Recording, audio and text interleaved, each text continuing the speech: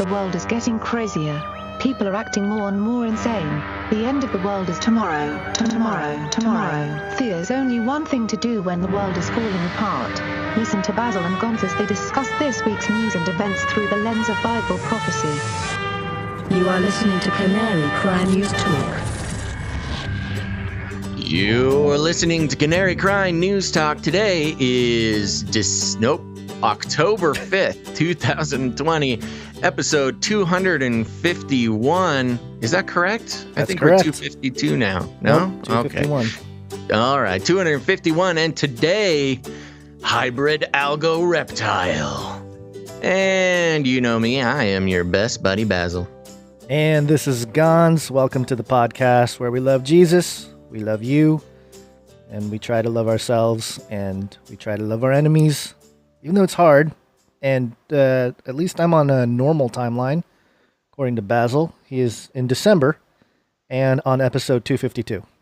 Yeah, it's hard to keep track when you're zipping around the time-space continuum like I just can't stop doing. But we're back, and speaking of the time-space continuum, today we know that Trump is going to be released from his prison hospital at 6:30, and I was thinking to myself, Gonz, oh no, that'll be after the show. But he's probably talking about 6:30 Eastern, right? Yeah, which is pretty soon. I mean, it's about an hour from now. He'll be released during the show. We'll have to keep an eye out for that. See if any new fun news comes from his being released back into the wild like a captured and tagged mountain lion. Yeah, what if he walks out and he's all transhuman, you know? He's got his robot legs or something. He's getting his Neuralink chip implanted. I like how in politics right now, "he's back" is trending. Is it really? Yeah, and I don't know if it's I don't know who's back. Yeah, I guess it's Trump. Yeah. White House physician Dr. Sean Conley on President Trump's condition. He's back. I thought was he ever gone, really? I thought it was funny. I was reading some articles about this, and of course, the mainstream, they were making a huge deal about, he gets his special wing in Walter Reed Hospital where they have a dining room and blah, blah, blah. And regular American people who have COVID don't get that special treatment. Yeah, no kidding. He's the president of the United States. Like, how is this a surprise to you? I don't understand. Know. Yeah, well, they would probably be saying the exact opposite with someone like Obama, you know? Why isn't Obama getting the best care we have in this country? Send him to Canada. They have better health care. Canada. Oh, that's a good one, Gonz. Yeah. All right. Well, any fun special news on your side of the multiverse there? Nope. Just continuing the countdown to baby. Continuing. The countdown continues. Yeah. Well, Gonz, I'm dealing with my own. I hear when you have a baby, there's so many messes and just parental catastrophes that just sort of become a part of life. Mm-hmm. Changing diapers and stuff like that. And I feel you. Right before the show today, I spilled an entire litter box on the floor of my bedroom. So I get you, man. I get you. Hopefully your cats don't have the rona. Hopefully. That's not even funny, Gonzo. No, they wear their cute little kitty masks when they go to the store. Oh, I do have something to tell you, though. I just published a video. It was a short video on one of the stories that we'll cover today on the YouTube channel. And I mentioned how, some people don't like Basil or whatever. And the comments, overwhelming love for Basil. Oh, really? Lots of love for Basil. So that's I think, good news. One of my favorite ones was, he's grown on me, not like a fungus. So I think you'll take that. Well, I'll take it. It has been a marked shift in the the polls, the Basil polls. I think we shook out the haters. Yes, they're starting to get thrown off. So that's good news. Yeah. Where was that? YouTube? Yep, YouTube on my channel, believe it or not. Yeah, on Face Like This. Wow, some actual coming to my defense on the Face Like the Sun channel. Thank you, I love you. And to the rest of the haters, you'll get used to me. Don't worry about it. It's just a matter of time. Yeah, it's the flippening. I'm going to start hating you. I'm going to become the biggest Basil hater. I'll be like, man. The flippening. Can't deal with it right now, Basil. Oh, that's fun. Okay, well, what do you say we get into the show here? Let's do it, and we're going to start with a Flippy update. Flippy update. Do you want fries with that? Okie dokie. Continuing with the awakening, the flippening that's been going on in the mainstream media. Of course, it sounds like they're finally starting to heed my call for, man, how long have we been doing news talk? We've been doing CanaryCryRadio since 2012. Did we start in 2016? I think it's 16 when we started News Talk. Oh my gosh, it's almost been 5 years. So it's finally happening. This is on Nerdist.com. The article is titled "Adorable Dinosaur Robots Serve Perfect Ice Cream Cones." Okay. And of course, okay, wait for it. Mankind has been worried about a Skynet future for decades, but robots haven't replaced humans just yet. And in the meantime, there are a lot of ways machines make our lives easier. That's certainly what some new adorable robots in Japan are doing. These fun contraptions are delivering perfect soft-serve ice cream cones.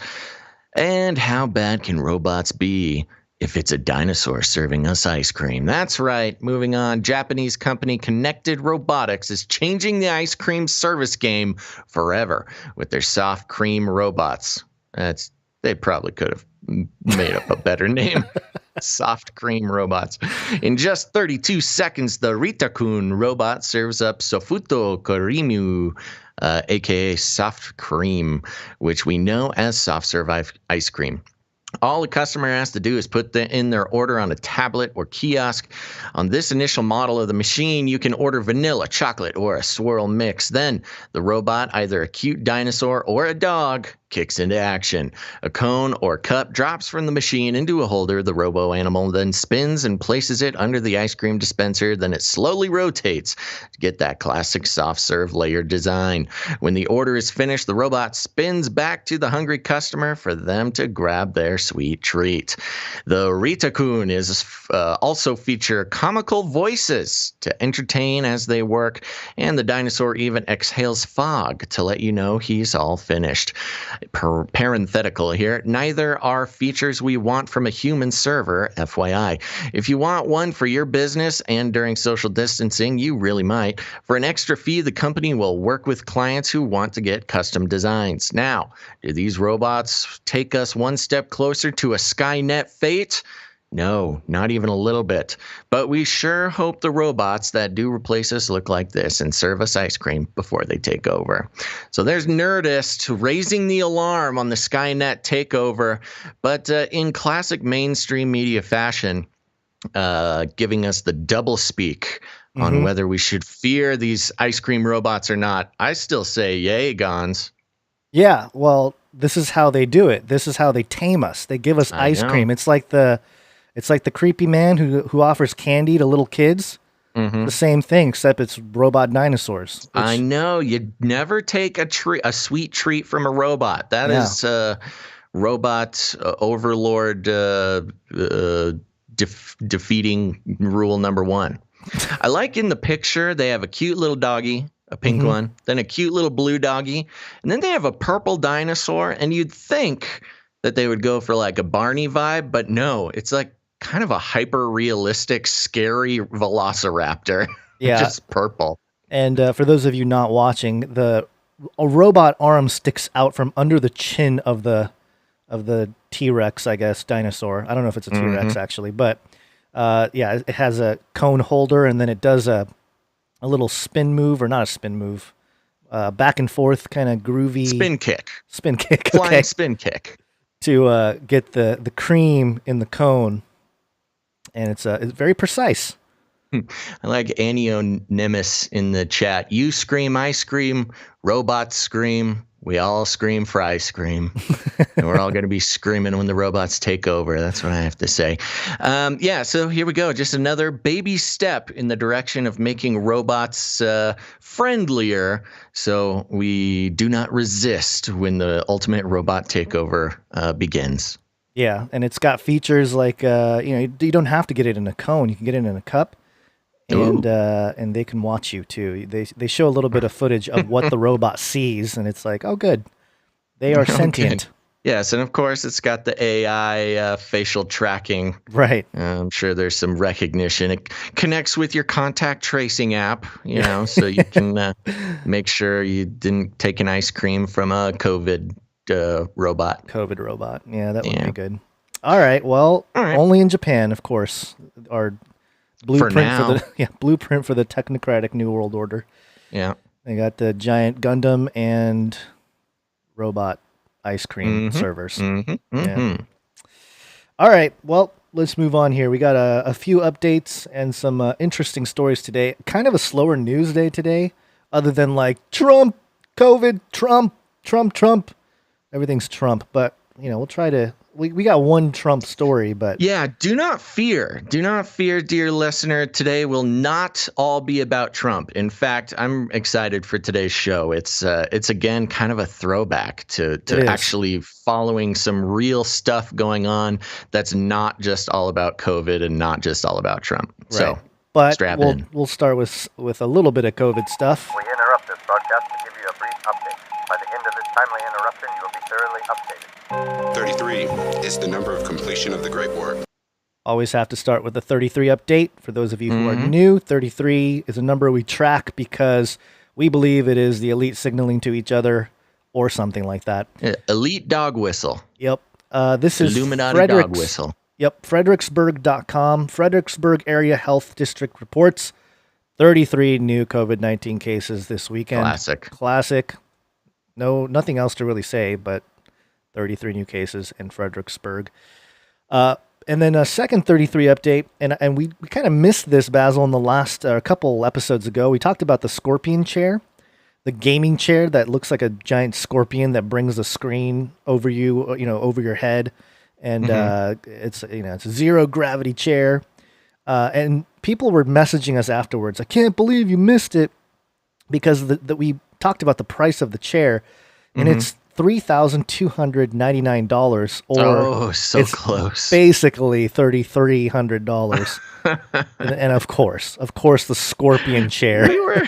We were looking for an angle on that chair. We knew there was something fishy about it. Yeah, so the Kluven's PC cockpit is $3,300 for. There it is. So just a quick update on that one. And then here's another. This one is artificial intelligence. Ooh, I love this. Yeah, so this is on it's MSN.com, but it's another news. It's one of those MSN articles that couches other stories. I don't know exactly what the outlet is. AV Club. Sing along to an AI composed opera about the death of humanity and the coming robot utopia. Oh, great! The computers. Not content just to write novels, create music, and start making their own version of Garfield, are now out there composing operas, presumably just after a rogue AI took artist Michael Green hostage by strapping him to his computer chair with USB and HDMI cables. The machines have forced him to work alongside them to create a short musical called Threateningly Enough, Anthropocene, an AI opera. Anthropocene. Yeah, I listened to a little bit. It is unbearable. It is so awful. I do. I wish we can. I'll try to translate the lyrics. There's a part in here that says you can create worlds and the nanobots will assemble through the word. Oh, yeah, wow. Yeah. So let me say that again. Okay, so you can create. It's talking to the AI. You can create worlds, and the nanobots will assemble through the word. Whoa! Capital WORD. Okay, so I'm gonna play, and it's the whole thing is just it's pretty. Yes, it's dystopian, but I mean, okay, it's hard to listen to, but we'll give it a shot here. I'll give it a few few seconds here.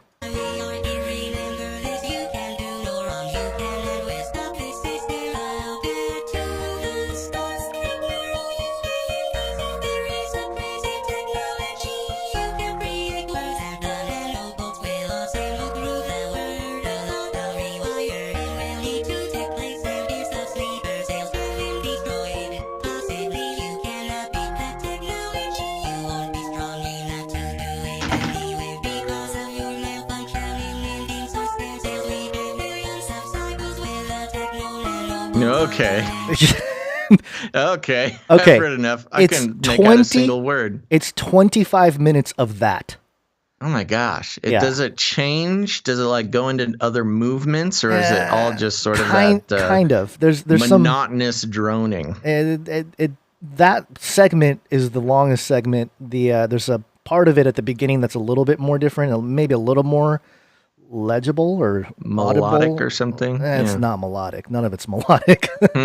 But yeah, I mean, it is unbearable. I don't know. I mean, the only people that would enjoy this are other robots. There's no way humans are going to sit here and be like, oh yes, deep insight. And that's the worrisome part of it, because we've seen other AIs pump out quote unquote artistic works. And it's always judged on like, well, how is this enjoyable to a human? And at the very least, it's humorous. It's at least comical watching an AI try to make a human artistic work. But this is very much not for us. This is obviously for robots and robots alone. Yeah, and I mean, listen to these lyrics. A vortex of chaos, void of will, agape and rapture. Whoa. I mean, they're just like... They're just totally buying into every decision comes from the algorithms and the algorithms alone. Oh my gosh. I mean, just come on. It's all there, folks. It's all there. This is like you got to remember, those lyrics are very inspiring to other robots. I guess we've forgotten. It's a happy song of unity and power. We've forgotten that we are God. He is our space-time duality. So, whoa. I mean, yeah, come on, AI. Yeah. What do you... Great. Your quantum identification will be determined by the strongest signal detected within the zone. Within the zone. Well, at least they're not hiding it anymore. No, they're just out totally telling us what they're up to. Yeah. For thou hast free will and art wise above all gods. No, is that in the lyrics? Yes. Wow. Yeah, I'm telling you, this is like, okay, all right, AI. All right, there we go. Not even trying to hide it anymore. It's going to start getting, we're going to fight. That's funny. I'm not joking. We're going to, I know. It's because they think we're in a people's zoo, I'm still, if anybody knows where a good supplier of EMP rifles is, I tweeted this out. A lot of people are interested. Yeah. Might have to put it on the Basil's Bunker website. We're going to get stories. We're going to get stories about how people accidentally shot off an EMP rifle and took out a whole house, all the electronics. Yeah. Quote unquote accidentally. Yeah. All right. What else we got? All right. If this wasn't enough, all the AI takeover that we'll get to more of later, they're opening up the curse. It will kill. Great. Yep. Egypt reveals 59 ancient coffins found near Saqqara pyramids, many of which hold mummies. Ooh, and many. Many. What's in the other ones? I don't know. I'm more worried about a sarcophagus that doesn't have a mummy than the ones that do. I know. Well, they had to get people to, or I guess mummies to play in some of those old movies, So. Oh yikes! Cairo, Egypt's tourism and antiquities minister said on Saturday, archaeologists have unearthed dozens of ancient coffins in a vast necropolis south of Cairo. Khalid El Anani says they said at least 59 sealed sarcophagi with mummies inside.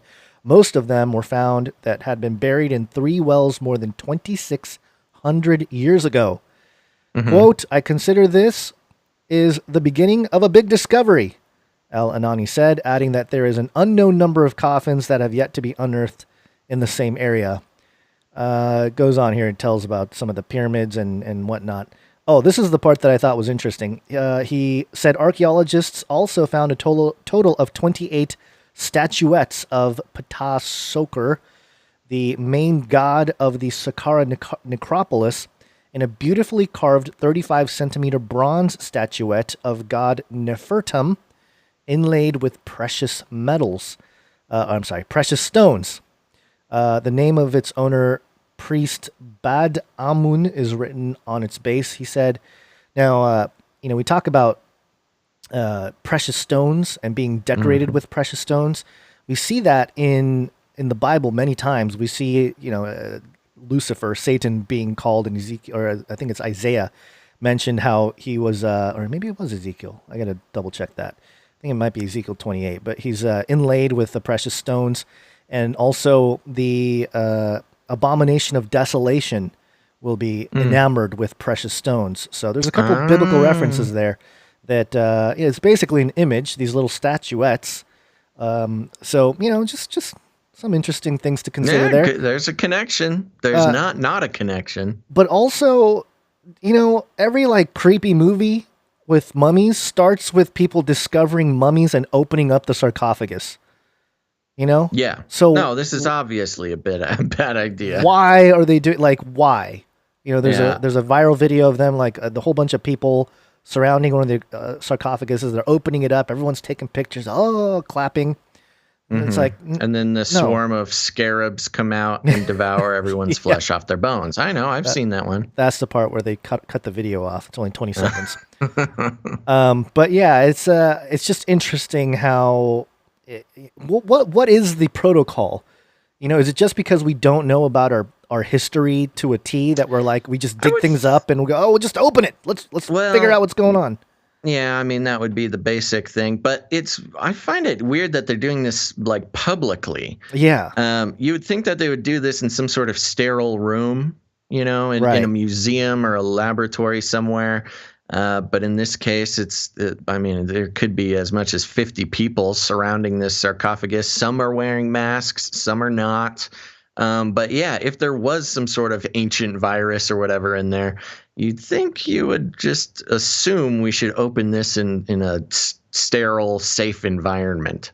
Yeah, well, the ancient virus in a a secular perspective. I'm talking more unleashing the demons that were hidden in these sarcophagus. People aren't worried much about that. I guess not. All I'm saying is it will kill. Not a good idea. Not a good idea. Yeah. Yep.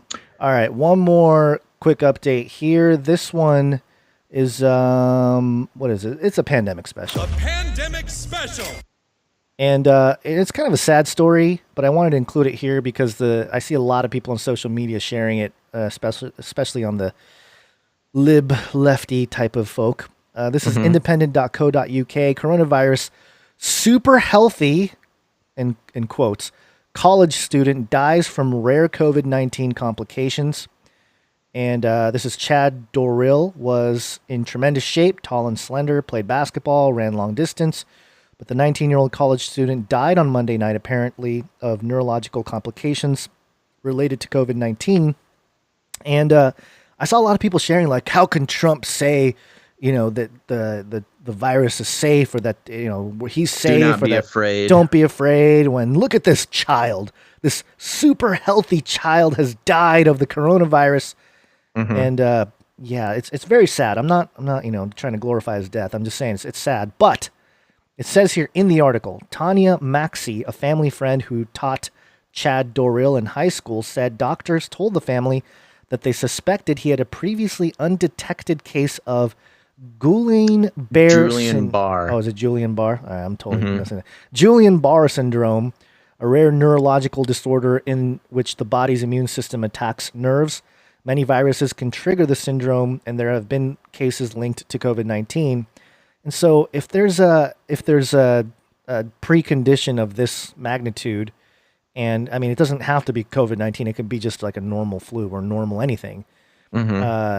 So it's for people to say he died of COVID-19. Well, right. They're calling him super healthy when they suspect that he had Guillain-Barré syndrome, which is very serious. Pre-existing condition. Let me look up Guillain-Barré syndrome real quick. I had it pulled up. Do you have it up? Yeah, it's a disorder of the immune system where the nerves are attacked by immune cells. And it's very rare, fewer than 20,000 cases per year in the U.S., and treatment can manage conditions, but there's no known cure. And what can trigger it? Respiratory infection or the stomach flu can trigger Guillain-Barré syndrome. Something as simple as a respiratory infection or the stomach flu can trigger it. It's a rare disease. Yeah, so, I mean... I've heard it. Now, I have no official source. This is not evidence. I'm just saying something that I heard. Mm-hmm. I thought I saw Guillain-Barré, and I'm hearing that I'm seeing in the chat that there's other ways to pronounce it. That this was one of the suspected vaccine-related diseases. I don't have a source for that. I just remember hearing that in the past year or a year or two. Well, yeah. I mean, either way, it's a precondition if he had it, which is pretty severe. And the other part of it, the article was talking about how the virus attacked his brain, which was unusual, I guess. Mm-hmm. So, I mean, point being that, if you have some precondition and you get COVID or anything, it doesn't have to be COVID-19. It could be something else. Well, it's just, sorry to interrupt, but it's just the same doublespeak we're hearing. They're calling him super healthy, and then they tell you right in there that he had Guillain-Barré, or at least suspected. Saltapal in the chat says they have it. They have Guillain-Barré. Oh, interesting. Yeah. And don't get the ronas. It might come after your brain. Yeah, I don't know. Spooky. Yeah. So I wanted to include that just because it's one of those things you can share with normie friends. That if they pull out look at this, it killed a super healthy kid. Person. Yeah, it's like, super healthy. And remember, most of what we do here on the show is just analyze the mainstream media's stuff. This is an easy one to show somebody. You know, you don't even have to be a conspiracy theorist. They're just saying he's super healthy. Oh, except for this super rare weird disease. Yeah, that probably had something to do with it. Which again, very unfortunate, very sad. But there you go. It's right there in black and white. I think it's more sad that people politicize his death to prove a point against Trump and stuff. A lot of politicizing the death of children lately. Yeah, not Bummer. Cool. But anyway, that's the one thing I wanted to mention about COVID. And that's it. That wraps up the quick updates. Are we ready for the main thing? I found this, and it's kind of an update, but we're going to treat it like a full story here. And there you go. Hit me with those jingles. But as the days of Noah were, so shall also the coming of the Son of Man be. So remember back, folks, back to the Neuralink Elon Musk live stream and his happy piggies that had the Neuralink chip installed, and just how happy they were and how in love Elon Musk was with his pigs, Gertrude and Joyce or something. I don't remember the other one's name. But I'm coming from news.yahoo.com. The article is titled, "America's Rapid Feral Hog Problem is Creating a Super Pig Uprising." Oh, my gosh. So, of course, we had to bring this to the show, Gons. In terrifying. 30 years, feral pigs have expanded from 17 states to 39, reaching a population high enough to constitute a feral swine bomb. Oh, my gosh. Researchers, I know. It's crazy. Researchers say, we know what you're thinking. Legit question for rural Americans. How do I kill the 30 to 50 feral hogs that run into my yard within 3 to 5 minutes while my small kids play? Yeah, it's called an AR-15 is how you fix that problem. But in August 2019, Willie McNabb and his yard full of feral hogs became an overnight internet sensation. But McNabb's meme led to an increased awareness of the real fact of wild hogs, reported recently by The Atlantic, as something that millions of Americans deal with, and that is a genuine public menace and destructive force. The 2017 film Okja. Did you see Okja? No. It was a fun movie. It was definitely a sort of eco-warrior anthem. But the 2017 film Okja posited a Cujo-like super pig, but researchers say that idea is now close to a reality for some groups of feral pigs. That's because most wild pigs in the U.S. are some level of hybrid between domestic pigs and wild boars, creating heterosis or hybrid vigor. I'm just going to open that link for later. Britannica explains. The increase in such characteristics as size, growth rate, fertility, and yield of a hybrid organism over those of its parents. Plant and animal breeders exploit heterosis by mating two different purebred lines that have certain desirable traits. The first generation of offspring generally show, in greater measure, the desired characteristics of both parents. This vigor may decrease, however, if the hybrids are mated together. What results from these naturally occurring hybrids is a generation of wild pigs that can have the protective fur of the wild boar and the carefully bred huge litter size of the domestic pig, for example. McNabb drew attention to Texas in particular, which has the largest wild hog problem. There are an estimated 1.5 million wild hogs in that state alone, with another 500,000 in Florida.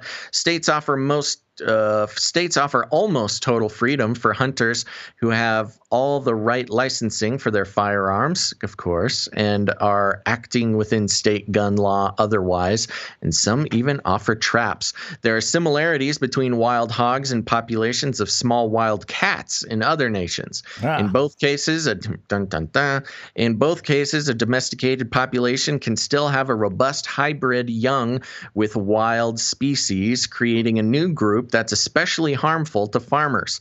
In the U.S., even out-of-control populations of herbivores like wild deer can cause a great deal of destruction, let alone gigantic groups of one of our smartest fellow omnivores. The Atlantic, again, that's what was his name? Steve Jobs' widow's outlet there, says the first generation of pigs that break out of farm enclosures will grow tusks, typically removed by farmers, and start to roam over a 20-mile-plus range if needed. They'll even turn nocturnal if circumstances require it. And, as is often the case, some human error has played a part. Leisure hunters have imported wild pigs for sport hunts. Now, many states offer hotlines where residents can report, 30 to 50 wild hogs in their yard, or any other pig sightings. So there you go, Gon. Some interesting things. This is kind of off the normal path of the stories we talk about. But first, the connection with Elon, I just couldn't pass that up. But, there's also kind of a biblical connection here to, the herd of pigs, Legion. That was it the Legion? I think it was Legion. Yeah, Legion came out of the man and was sent into the pigs. Yeah, Matthew 8. So now we've got our own Legion in America. Yeah, wild pigs taking over, man. And of course, the conversation regarding hybrids about the increased, characteristics of this pig problem is at least when the apocalypse comes, we'll have a lot of pork to hunt in the United States. Yeah, except they have super tough skin. We're gonna need strong laser beams. We're gonna need a bigger boat. One of the things that's interesting is that Britannica link about heterosis. I remember. I think Rob Skiba was the guy that talked about this back in the day, before he started exploring the flat Earth stuff. When he was reporting on the Nephilim and doing research there, he was talking about how when two different not necessarily the he was talking about the liger, I think, when you cross breed certain types, certain types of animals, that one of the traits that occurs is gigantism. That there's no, like, the growth rate and all that stuff is crazy because they some of the genetic material to limit the size of it is omitted or bypassed or whatever it is. Yeah. It's an interesting little factoid that, we talk about hybrids and obviously the chimera connections and the connection to, revelation type conversations. But yeah, the very act of hybridizing creates a bigger version almost no matter what. Right. I want to give a shout out to Ebony Blaze in the chat who asks, who had Super Pig Uprising for October for 2020 disaster bingo? That's what we need. We just need a 2020 disaster bingo. That's a good idea. It's a little late. A little now late, is the yeah. problem. Maybe a 2021. I'm not foreseeing things getting too much better in 2021. So I know. maybe that's what we'll do. We'll just have a year-long bingo competition. Yeah. And come up with well, and craziness. of course, there's the connections with the wild pigs with swine flu, and earlier in 2020, there was they had to kill like 1 billion pigs in China because there was some sort of swine flu going through the pork population and caused pork prices to skyrocket in China. So I don't know, something weird. There's just weird connections there. I don't know exactly. There was something about pigs that genetically are close to humans and they're going to grow certain organs and stuff in pigs. Yeah, I'm not sure. I know that they've made a huge deal recently about how smart they are and how they're one of our closest sort of intellectual, I don't know, siblings when it comes to animals on Earth, which is not saying much for human beings, I think. Yeah. Well, there's a story here from Texas Medical Center, bioengineered lungs. How long from pigs to people? So there you go. Some bioengineered lungs from pigs to people. You know, the other thing is, have you ever seen or read Animal Farm by Orwell? Mm-hmm. One of the main, I guess the main guy. Strap in, everybody. Gons is going to describe Animal Farm to us again. Well, there's a scene where like the old pig, like the old pig that rallies all the animals to revolt against the humans. Uh-huh. You know, he talks about how the humans mistreat the pigs and all the other animals, right? But it's the pig that like leads the uprising. I know, man. So I'm just saying, you gotta know, watch out for those little piggies. They're cute when they're little. Yeah. I know. I just saw a video of 3 piglets cuddling with a kitten. So cute. Yeah. But yeah, watch out. You know, I've been thinking recently that I want to try my hand at hunting.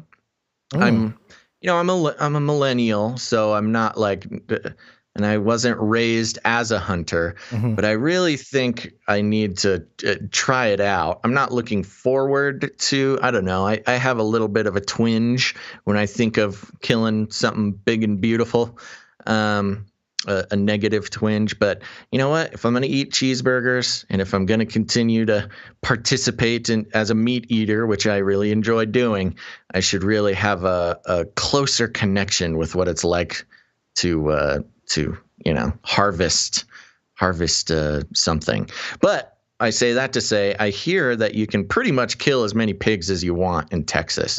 For like for $200, they'll fly you in a helicopter over a bunch of pigs, and they'll just let you go nuts. Oh wow, yeah. Maybe that's a whole documentary for Canary Cry News Stop. Boots on the ground. Boots on the ground. Hey, bullets everybody. in the air. Or you can learn how to kill rabbits. I could learn how to do that. And skin rabbits. That's a little much. I need something. I need something that I don't want to cuddle with first. Got to start easy. More protein. You get more protein per pound or something with rabbits than you do with any other animal. You know, I have heard something about that. Yeah. Okay. All right. I'm good to move on. I think we've squeezed that bacon enough. I don't know. You squeeze the bacon enough? Is that what you said? Bacon. That's what hunters do, I think. That's what I've heard. Oh, excellent. All right. Well, let's move on here. We have a Space Pope Reptilian update. Space Pope Reptilian. And it is also a New World Order update here. A New World Order can emerge. And again, one of the things that we do here on this show is that we look at mainstream news outlets and we help people see that a lot of the quote-unquote conspiracy topics are published in plain sight through mainstream media. This one's NPR.org. Pope Francis laments failures of market capitalism in blueprint for post-COVID world. Great. Yeah, wonderful. Remember, Pope Francis is a known socialist. So it says here, Pope Francis has presented his blueprint for a post-COVID-19 world, covering a vast number of issues from fraternity and income inequality to immigration and social injustice. The document, released Sunday, is his third encyclical, the most authoritative form of papal teaching. Its title is Fratelli Tutti, probably pronouncing that wrong, and it is a scathing description of laissez-faire capitalism and a meditation on the coronavirus pandemic that has swept across the globe. Pope Francis began writing the document earlier this year with the aim of focusing on irreligious dialogue following the landmark joint statement he signed in February 2019 in Abu Dhabi, United Arab Emirates, with Sheikh Ahmed El Tayeb, the Grand Imam of Egypt's Al-Azhar Mosque, and one of the highest authorities of Sunni Islam. And let me take a break right there, because one of the things back in, I think it was 2011, might have been 2012, very early on, one of the prophecy conferences I went to, and I met Dr. Future, and we're hanging out, and he was going on and on and on about Chrislam. And some of the people there are making fun of him, like, when is Christianity and Islam ever going to come together with this Chrislam nonsense? Right. And, sorry, Dr. Future, you were totally right. Like 9 years later, it was percolating back then too, but much more open with the Catholic Church and the Islamic movements coming together there. But as Francis writes, the pandemic, quote, unexpectedly erupted, and his focus widened, and the document became a treatise on the lessons that must be learned from a global health crisis. Once the pandemic passes, the Pope writes, quote, our worst response would be to plunge even more deeply into feverish consumerism and new forms of egotistic self-preservation. I don't know, man. Aren't we already in kind of a self-preservation mode in this pandemic?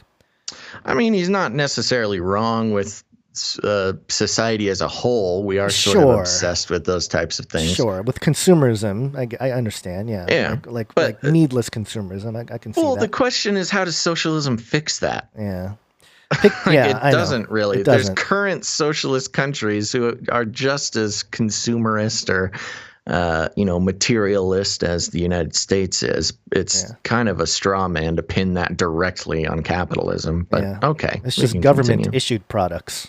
Yeah.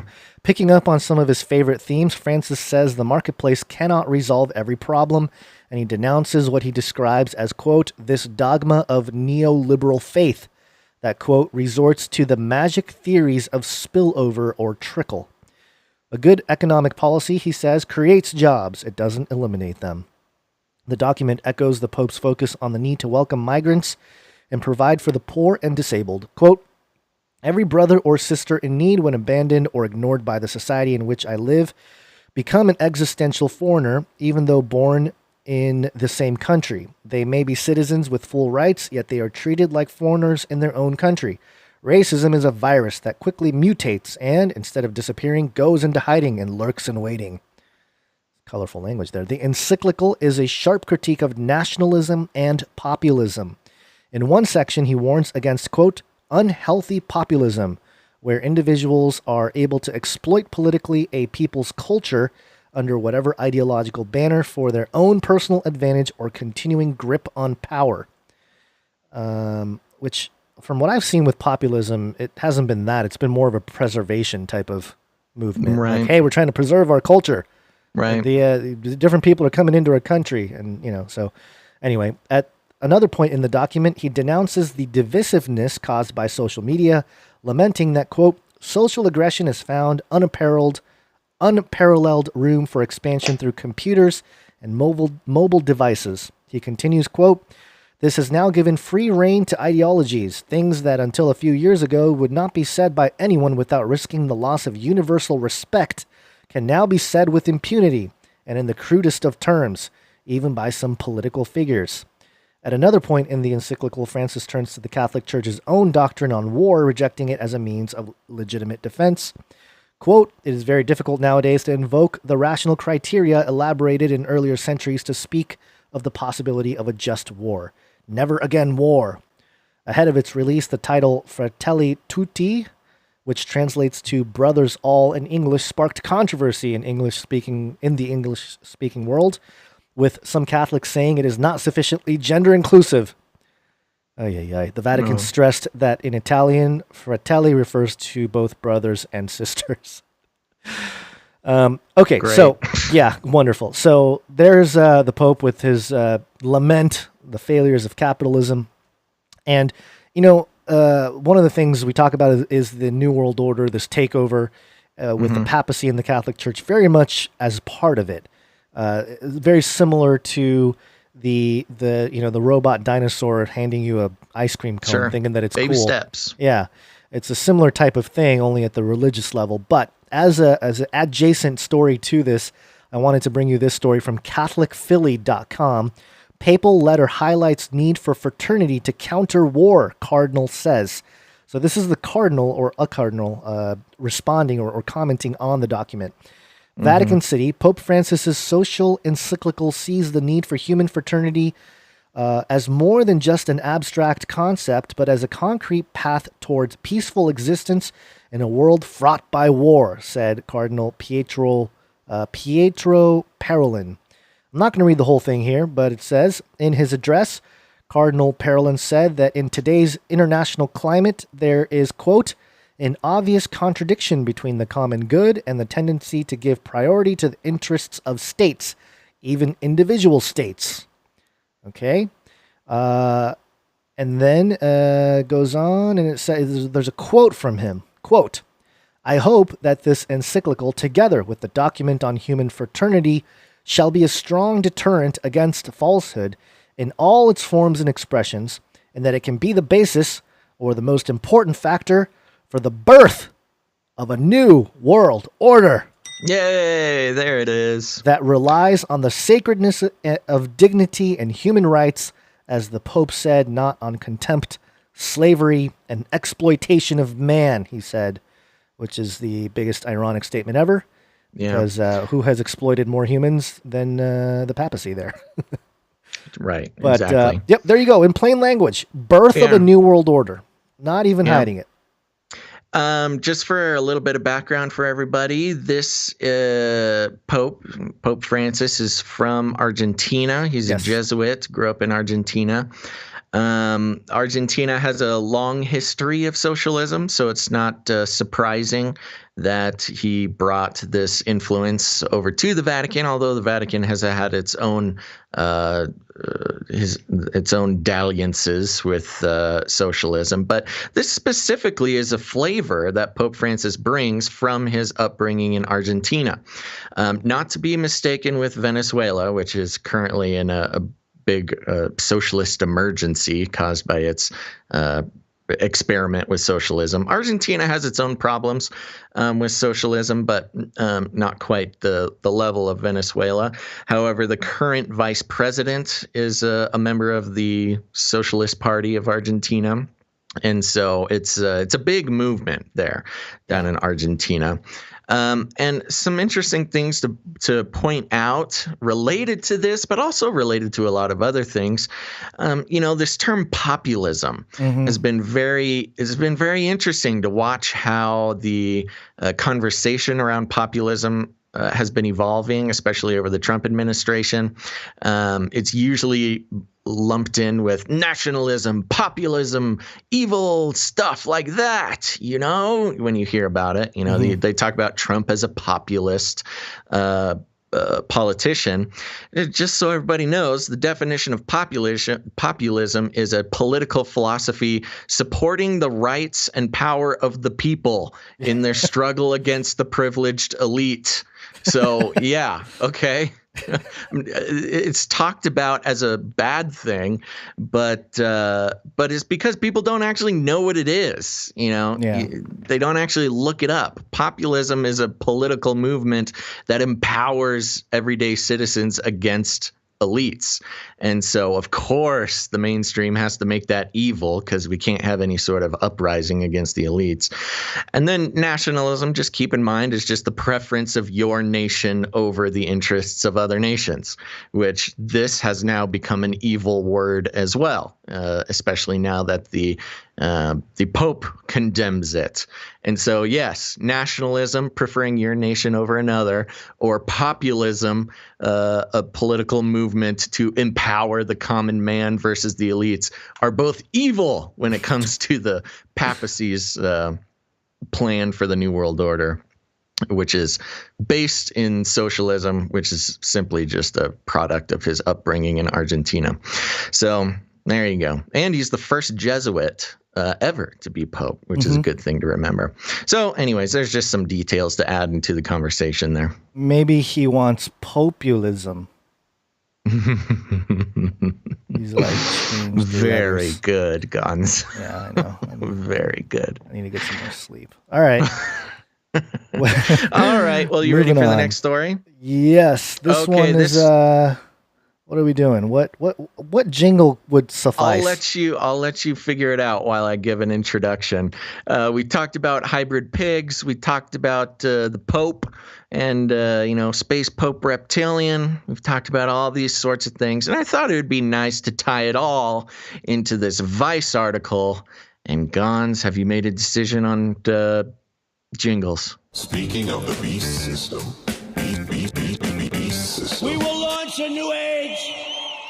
Yes, good choice. Perfectly done. This is from Vice.com. Now, keep in mind, part of what we like to do on this show is to keep an eye on how quote-unquote conspiracy theorists or fringy type people are being portrayed in the media. And so I'm coming from Vice, and they've brought us lots of excellent articles showing their hand regarding conspiracy theorists. But here we go. This article is titled Fringe Conspiracy Theorists. Okay, you're going to love this. Fringe conspiracy theorists think Trump is an immortal alien. What? Got COVID as cover to shapeshift. Aliens. Whoa, that is yes. like all the things. It's all the things, Gons. So here we go. This is how fringy people are being portrayed by Vice. Quote, Earthlings prepare to be attacked, tweeted Richard Van Steenberg in response to the recent news that Donald Trump contracted COVID-19. Steenberg, like many others who believe nefarious aliens are visiting our planet, is concerned that Trump's recent illness is a sign of the coming alien apocalypse. Oh. Yeah, QAnon is not the only movement getting worked up over Trump's coronavirus diagnosis. Conspiracy theorists on the extreme fringe also suspect that Trump, who they believe might be an immortal alien, might have contracted coronavirus in an attempt to shed his mortal flesh and shapeshift into something else. What in the world, Vice? Hold on. I'm going to click on this link. You the keep going there. hard-hitting news from Vice. All right, I'll keep going while you do that. Steenberg started an online petition 3 years ago called Disclose Humanoid Extraterrestrials Living Among Us. His website highlights the bulk of his theories, and with nearly 30,000 Twitter followers and over 10,000 signatures on his petition, Steenberg is confident he knows the truth. He is a purveyor of bizarre conspiracies that are largely divorced from anything happening in the observable universe. While he has a following among conspiracy theorists, his beliefs are fringe, even for that space. You can say that again. Quote, if you take the time to understand the possibility of ET being able to exist in humanoid form, parenthetical, humanoid ET, you would realize that they can live among us, and we will just think they are EA, Earthlings. Steenberg wrote in an email. Steenberg asserts that there are countless alien-human hybrids who coexist with humans on Earth, and that many hold established positions of power, such as being celebrities or corporate CEOs. He believes that these extraterrestrials are engaged in a plan to subvert humanity and take control via psychological manipulation. Trump, according to Steenberg, is most likely in on the plan. Quote, the plan has been in action since they put us on the planet as cavemen, he said. Quote, I would say Trump is either a HET, human alien hybrid, or CEA, a human complicit in the alien plot, in that he has known what is going on certainly for the better part of his public life on Earth and would have known early early on, he would be president, Steenberg explained. Quote, if he's an HET, human-alien hybrid, it's very probable he existed before Earth and took part in the design of the ETA, the plot to invade. Wow, a lot of He's acronyms. Coming up with his own language. He's got his own, yeah. I'll mention this. He mentions Earthlings. He calls them EA. Right? Mm-hmm, and the way they have Earthlings typed here, the EA is capitalized in Earthlings. Mm-hmm. Right. Now, Ea, is the god of water, also known as Sumerian Enki in the Mesopotamian deity list. So, okay, humans are... All right, anyway. Yeah, just going on. Yeah. Steenberg explained that he believes that human-alien hybrids don't really die, but are able to morph to look like whatever they want and not age. Well, that hasn't really worked for Donald Trump then. The news that Donald Trump has COVID is just a distraction, as all world events are, to keep humans focused on smaller issues and not the extraterrestrials. Again, there's no evidence to back up any of this. No way, Vice. You weren't able to find any evidence of this? Quote, so Trump getting COVID follows the same pattern, Steenberg said. Humans will focus on the confusion surrounding the infection and how it will affect the upcoming debates and elections, spending its time worrying about Trump and Biden. Humanity will not think philosophically about aliens and how they reside on Earth. Sherry Schreiner, an Ohio-based conspiracy theorist, internet radio show host. You can just say podcast. You don't have to say internet radio show, but okay. And self-proclaimed daughter of God. Whoa. Interesting. Yeah, no, that's a really, I didn't expect to see her name on this, but yeah, she's a old name in the crazy, well, not crazy, I would say, the conspiracy Bible prophecy circles. Mm-hmm. I remember her work as being something people were saying, check it out, but also be careful because kind of culty, some of the stuff she says, but right. When they say daughter of God, do they mean specifically like the general Christian idea that we are sons and daughters of God, or is this like a cult, not occult, but a cult related thing, like the children of God? Yeah, she might have her own sort of type of Christianity. I don't remember, to be honest with you. Somebody in the chat might remember, but yeah, I remember. Let's see if they tell us anything here. Yeah. Okay, go on. Internet radio show host and self-proclaimed daughter of God, ran a successful religious movement on Facebook and YouTube in the mid to late 2000s until she died in 2018. Oh, I didn't know she passed away. I didn't know either. Her doctrine, a mix of fundamentalist Christianity and UFO religion, proclaimed that Satan had contracted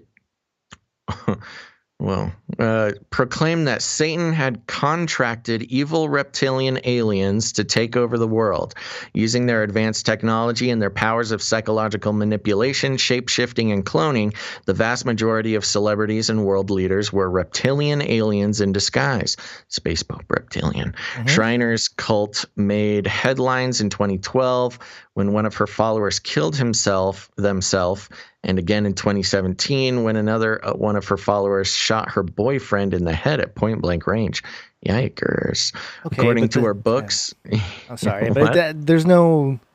What, they did that because of her? Shock or factor. Just... Yeah, I don't know. Just a shock factor smearing there. Yeah. Again, I barely know who this lady is. No reason to defend her, but that was some very specific use of shock factor and language in her paragraph there. Yeah. According to her books and various social media posts, Schreiner explained that she was chosen by God to save humanity from the evil aliens and Satan, their commander-in-chief. A handful of her followers have picked up Schreiner's ministry and have continued to spread the word. According to posts on Facebook, Trump contracted COVID-19 because he is actually under the command of Satan, citing the fact that he contracted the virus 33 days prior to the election. Yeah, okay. Mm-hmm. And linking to other oddball prophecies found in the Nicolas Cage film Snake Eyes. It all boils down to the number 666 and that Trump has been marked by Satan. Have you seen Snake Eyes? I don't think I've ever seen it. No.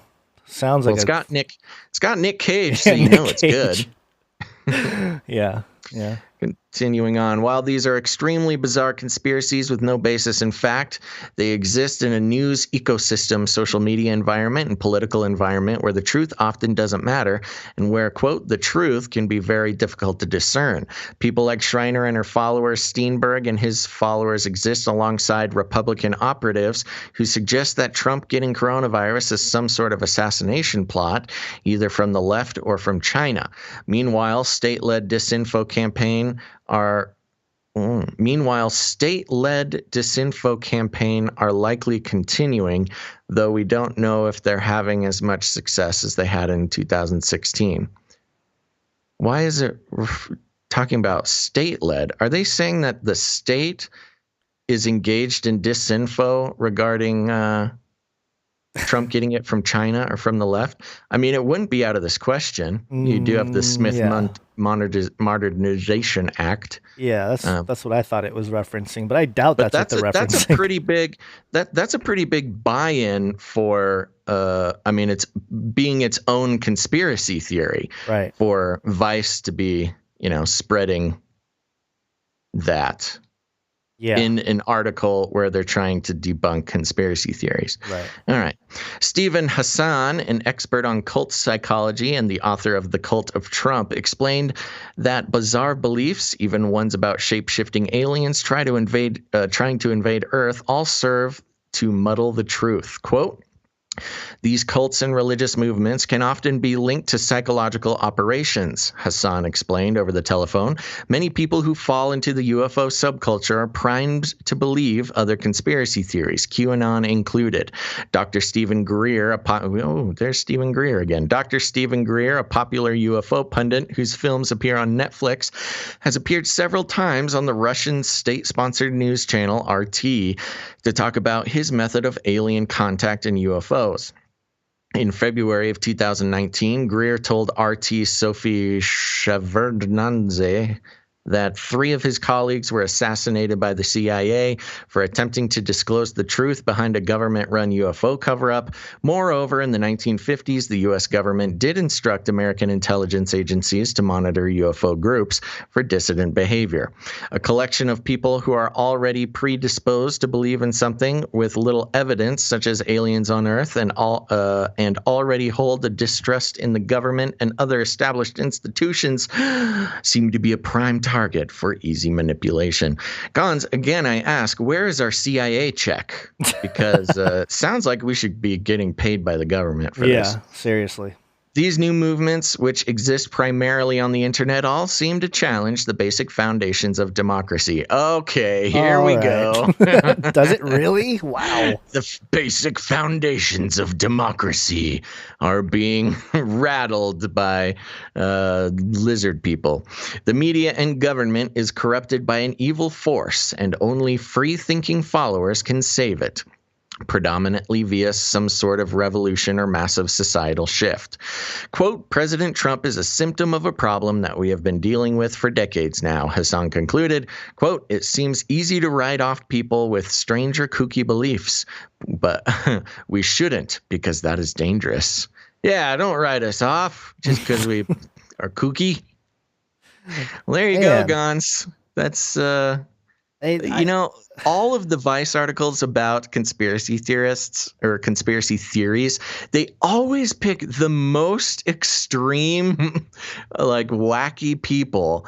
There is yet, and this is unsurprising, obviously, they have yet to do a piece on, moderate sort of what is the word I'm looking for? Maybe skeptics of... Yeah, skeptics or just reasonable, reasonable side of conspiracy theories. It's always about the craziest, out of this world, almost literally, theories. Yeah, I always find it interesting that they start off with, the headline is attention grabbing, and then they pick on one guy. And then they have to go to someone that's not even around anymore, to make a point. Right. And it's always kind of, I don't know. It doesn't really, people that it's almost like a confirmation bias article where it's like people that already believe that no conspiracy theories are true, that any of this thinking is all nonsense. It just confirms their bias with language, not even like evidence, just language, the way they write.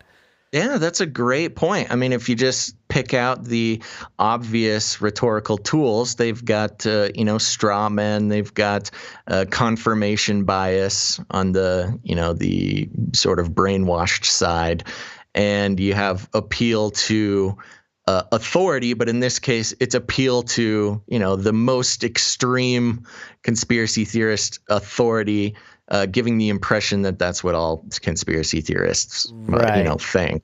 The mention of Dr. Stephen Greer is an interesting one too, because he's someone that, even as a UFO enthusiast, and, a lot of people are like, yeah, this guy's kind of shilly. This guy kind of just sells his own, like, he's kind of a known shill. Yeah. And got caught spending money on some less than wholesome things and stuff like that. But I find it interesting that, of course, they couch his whole thing as appearing on Russian state-sponsored news channel RT. Like, oh, see, all the people, the Russian bot people, they're all the same. They all, right. You got to tie it into the Russians. Yeah, it's just weird. You man. have conspiracy, the most extreme conspiracy theorists got to tie them in with the Russians, and then you got to tie it in, obviously, with Trump and challenging the basic foundations of democracy. This is a really well put together piece when you consider the mission of Vice, which is to, toe the establishment line, while being kind of edgy, talking about conspiracy theorists and stuff. And of course, Orange Man bad. Yeah, well, it looks like Vice, you are state-sponsored propaganda machinery. Yeah. So that's fun. So when you, that's how you look, people. That's how we all look. I'm sure that's how this show is viewed.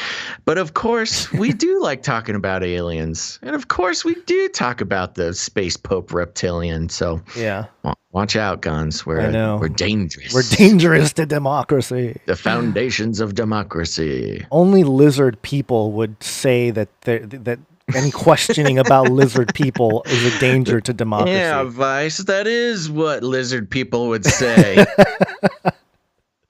Colin, you prove you're not lizard people, Vice.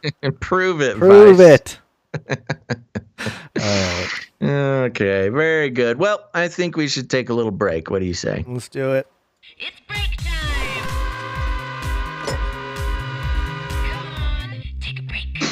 Okay, folks, we're just going to take a really quick break, but don't go anywhere. After the break, we've got some mind control news we need to talk about. We've got NASA recruiting alien hunters, kids planning your career path.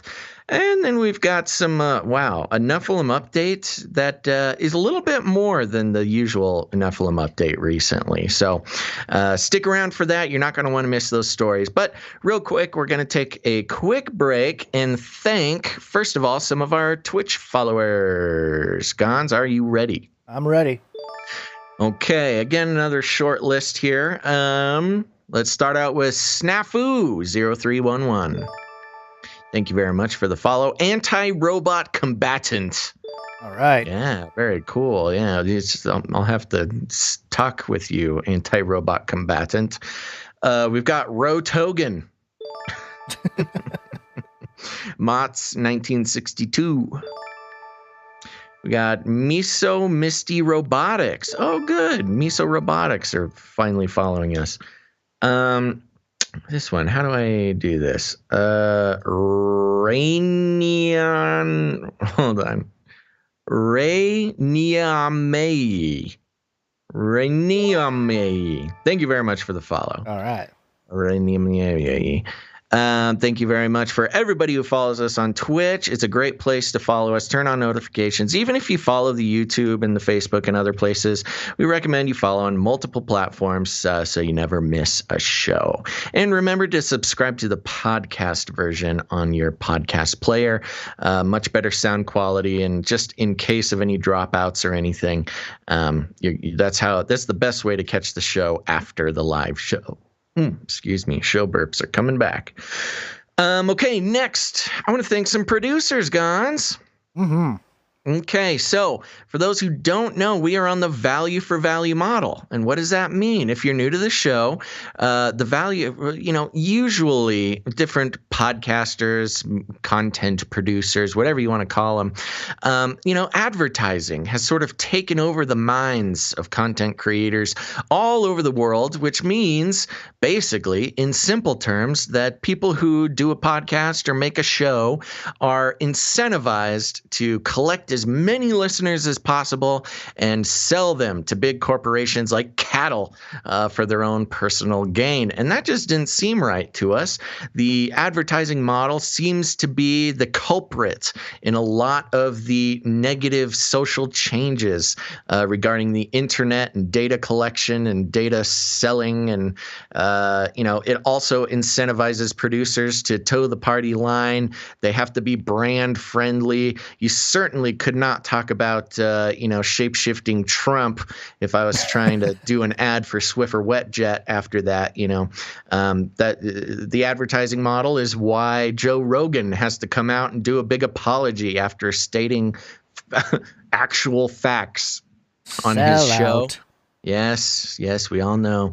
And all sorts of things like that. It's just negative. It's just negative, this advertising model. So instead, we go by the value for value model, which was pioneered by the No Agenda Show, Adam Curry and John C. Dvorak. And we're happy to propagate that model as well. And what does that mean? That means we put out a show, we create value, and if you get any value from what we do, we're pretty consistent. We like to think we do a good job. If that brings any value to your life, whether it's the entertainment or the education or the analysis or whatever, just the jingles, who knows? Whatever value you get, you are given the opportunity to put the value back into the show, and the big wheel keeps on turning. And it's the only way we're able to keep doing the show, especially under current circumstances. And so that's why we like to thank our producers. If you give to the show, if you support the show in many different ways, you are a producer of the show. You can put it on your resume, put it on your LinkedIn. You can give them our email, and we will vouch for you. So one of the best ways to do that is at patreon.com/CCNT for Canary Cry News Talk.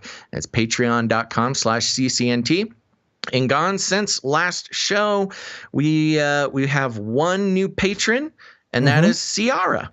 Ciara has been coming in the past few episodes, and now she's all locked in on the Patreon. So thank you very much, producer Ciara.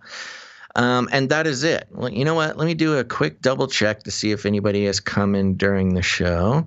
Reloading the page. Nope, just Ciara. Okay, so there you go. It's been a slow weekend on Patreon.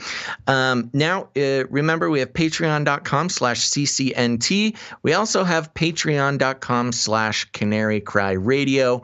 And nobody has come in over the weekend on that Patreon. So slow weekend for Patreon. Now, if you don't like Patreon, that's okay. A lot of people don't like Patreon. We support your right to not like Patreon. But if you're looking for another way to support the show financially, you can head over to CanaryCryRadio.com/support. CanaryCryRadio.com/support. That's right. And over there, we got PayPal options. You can come in with a monthly producership, or if commitment is not your thing, you can make a one-time producership contribution in any amount. There's also cryptocurrency and all sorts of fun ways to support the show there. Gons, who do you have coming in on PayPal? PayPal, we have a handful of producers for this episode. Andrea coming in as a new recurring producer. Thank you, Andrea. Producer Andrea. We also have Jack coming in. Jack. $33.33 for Jack. Oh, thank you, Jack. The 33 group there. Thank you very much, Producer Jack. And, you know what? I might have not deleted some of the names here from last time. I think this one was new. Was it? Okay, yes. We do have another one from Bush Protector. Yeah, Bush Protector been coming around a lot recently. Yeah, thank you very much, Producer Bush Protector. And he has he made a donation amount in a significant number, but since it's not one of our outstanding producership levels, I don't want to blow up their spot. Right. So there we go. Yes. But very interesting. People are starting to use all sorts of fun numbers to support the show. Yes. We also had Isaac come in twice. One is at $7.50. That is the Trump tax. Yes, Trump tax producer of the show. Thank you, Isaac. And he also came in at $3.33 to, round out the 33. The 33 club. Yeah. Thank you very much. Doubling up, Isaac. Thank you. And during the show, we had Tracy come in with a hybrid donation. Oh, this is $33.75. And she's combining the 33 and the Trump tax 7.5 combo. Very good. Thank you, Producer Tracy. So the hybrid donation. So technically, $33.75 would be what's that word? Looking for it. Heterosis. What was the word? I don't remember. Hold on, I'm scanning right now. I'm looking for the word in our pig article here. Okay. Heterosis, yes. So there we go. We'll call the 33.75 the heterosis, the producership. It's the tax Trump and the 33 heterosis producership. The other ways you can help produce the show with your treasure is with cryptocurrencies. You can go to CanaryCryRadio.com/crypto to learn a little bit more about that. I did notice somebody in the chat earlier today was mentioning how Celsius Network has been going bananas. I had mentioned Celsius Network a few months ago, and they were very happy that it's gone up a lot in price. So people that got into Celsius this summer are pretty happy today. Yeah. But we also have a knighting to do today. We haven't knighted anyone in a while. Are you ready for this, Basil? I kind of feel rusty. I don't know if we could. Yeah, I don't know. I don't even remember where we knight people, but we might as well do it now before we get into the art and jingles, huh? Yeah, let's do it. Let's give it a shot. Okay, well, you might as well take out your katana there. Yeah, my katana. Okay. And you got your sword. I'll get my sword here. All right, very good. Very good. Okie dokie. All right, well, thank you. We want to thank everybody for helping produce the show, but especially we want to call up Old Two Box. Please step forward to the Canary Cry round table of knights and dames, where we have a seat for you thanks to your generous support in the amount of $1,000 or more over the span of the show. We are proud to pronounce you, I don't have his name here. It's Sir Old Two Box, Knight of the Watchman. Yes, that's right. At the Canary Cry round table, where we have the belt of truthful truthiness, the breastplate of righteousness, custom fit Birkenstocks to carry forth the gospel of peace, the shield of ferocious faith, the helmet of substantiating salvation, the supernatural sword of the spirit, and of course, adorable samurai babies, infinitely cute kitties for cuddling, and if you're hungry, we have fancy feast, wet food, carved Cosmo and CRISPR cow, and of course, fried wormicorns. Welcome to the Canary Cry Knights and Dames Round Table, Sir Old Two Box, Knight of the Watchman. Thank you very much. All right, yeah. That's right. What are we up? We're up to 7. Is he the 7th knighting? He is the 7th knight. Yeah. Ooh, that might be a good part of his name. Old Two Box, 7th Knight of the Watchman. Yeah. Very good. Well, thank you for being a producer, Old Two Box. You've been a very generous producer over the years, and especially lately. So you've hit that $1,000 or more donation amount, and we're excited to have you as the 7th night of the Canary Cry Roundtable. Very good. Thank you to Sir Old Two Box, Knight of the Watchman. And of course, there are other ways to support the show with your producership, with your talents. That's right. And real quick, I just want to let everybody know, if you are a producer of the show, make sure to keep track of your own accounting. I mean, we can verify it on our side, but if you believe that over the years you have helped produce the show with $1,000 or more, send us an email, and we will make sure to knight you on the show. Perfect. So we did call for a snail mail jingle. And my worst fears came to pass. Mr. Magoo came in with another snail mail jingle. I was thinking, if there's anyone that's going to do it, it's going to be Mr. Magoo. We can always count on Mr. Magoo coming in with jingles. So this is the snail mail jingle. Beep, beep, beep, beep. Snail mail. My mail is snail mail. Beep, beep, beep, beep, beep. There you go. Okay, well, very good. Thank you very much, Mr. Magoo. Always coming in with a quick jingle production there. Yeah, we'll have to come up with some edit that and produce it a little bit. It can be good. I like it. It's good. I think it's got good bones. Yeah, good bones. We'll just have to put some meat on it. But there's other ways to support the show with your talents. One art, please. And of course, that is with your artwork. And today we have some artwork to present to you all. I really wish I would figure out. I need to know how to say this name. LEK3CT. LEK3CT. I don't know. Let me look at it written down. Maybe that'll help me. Lekekt? Lekekt? I don't know. Lekekt, I think. Okay. All right. I'll say that. Okay, Lekekt.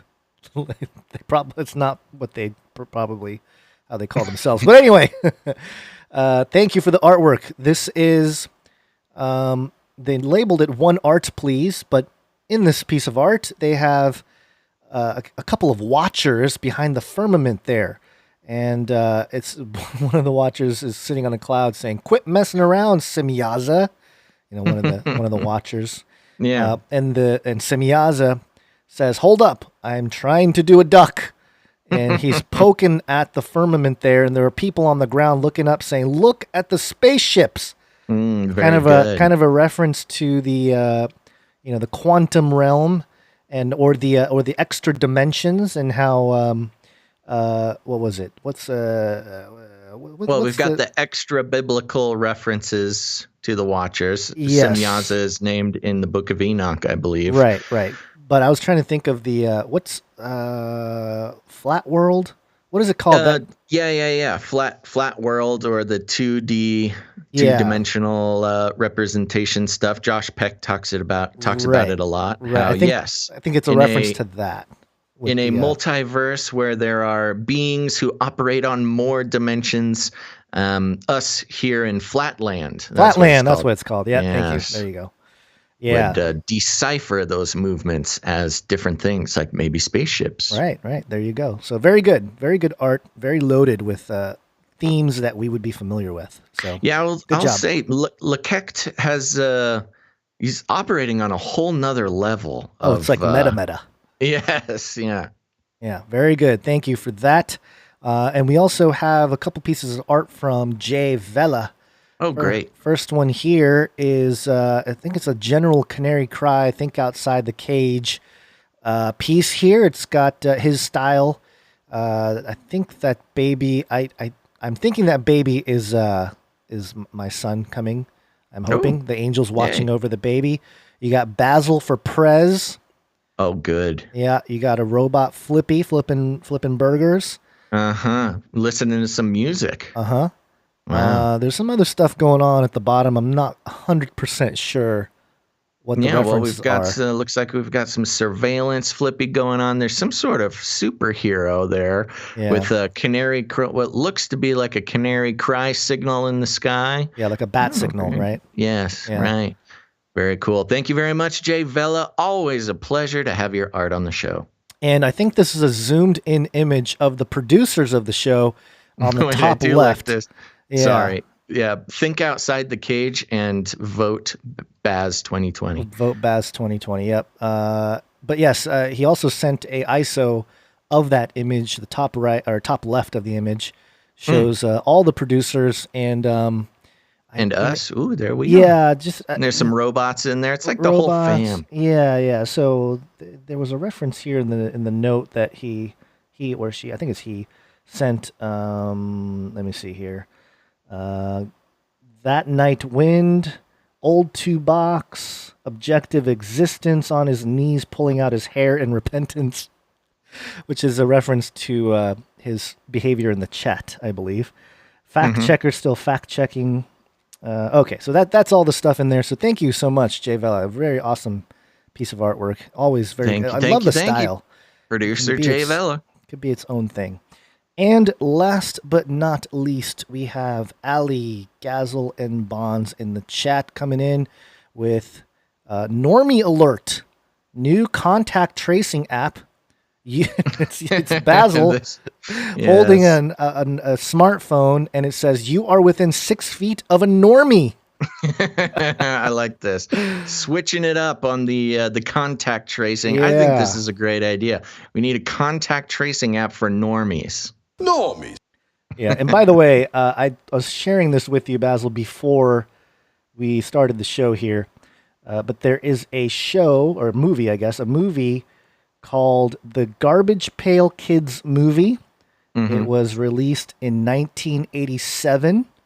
So I was a little tiny baby, and I think you were not born yet. But it's okay, because the source, the origin of the normie is from that movie.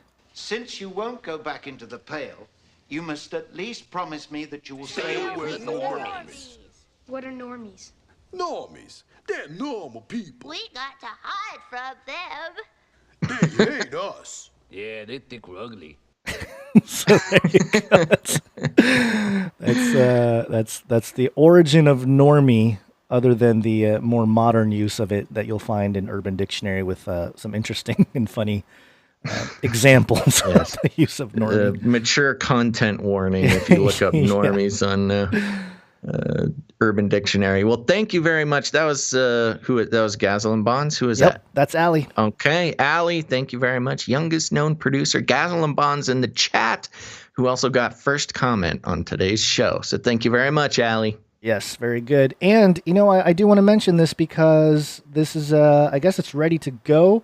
The Canary Cry merch perch was created by producer Aaron.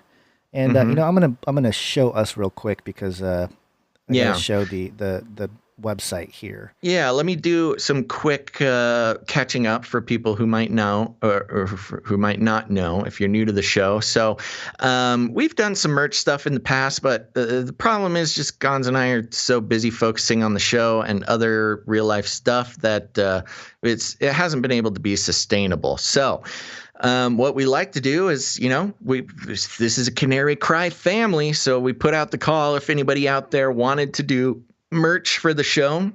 They can just go ahead and do it and keep us posted and, share some of the proceeds with the show, obviously. But, that's a real job. If you want to run it, you got to make some money, too. So this was producer Aaron's been working on it, and they have a working site, I believe, up now.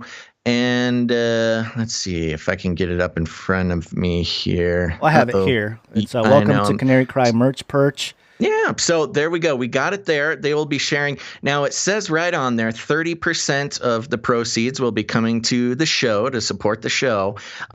we haven't done a lot of negotiating because that's not what we're trying to do. But I will say, if it's going to be 30%, and sorry to do this in public, Aaron, but I think we should just make it 33%, just to trigger everybody. Just to trigger everybody. 33% of the proceeds will go to the show.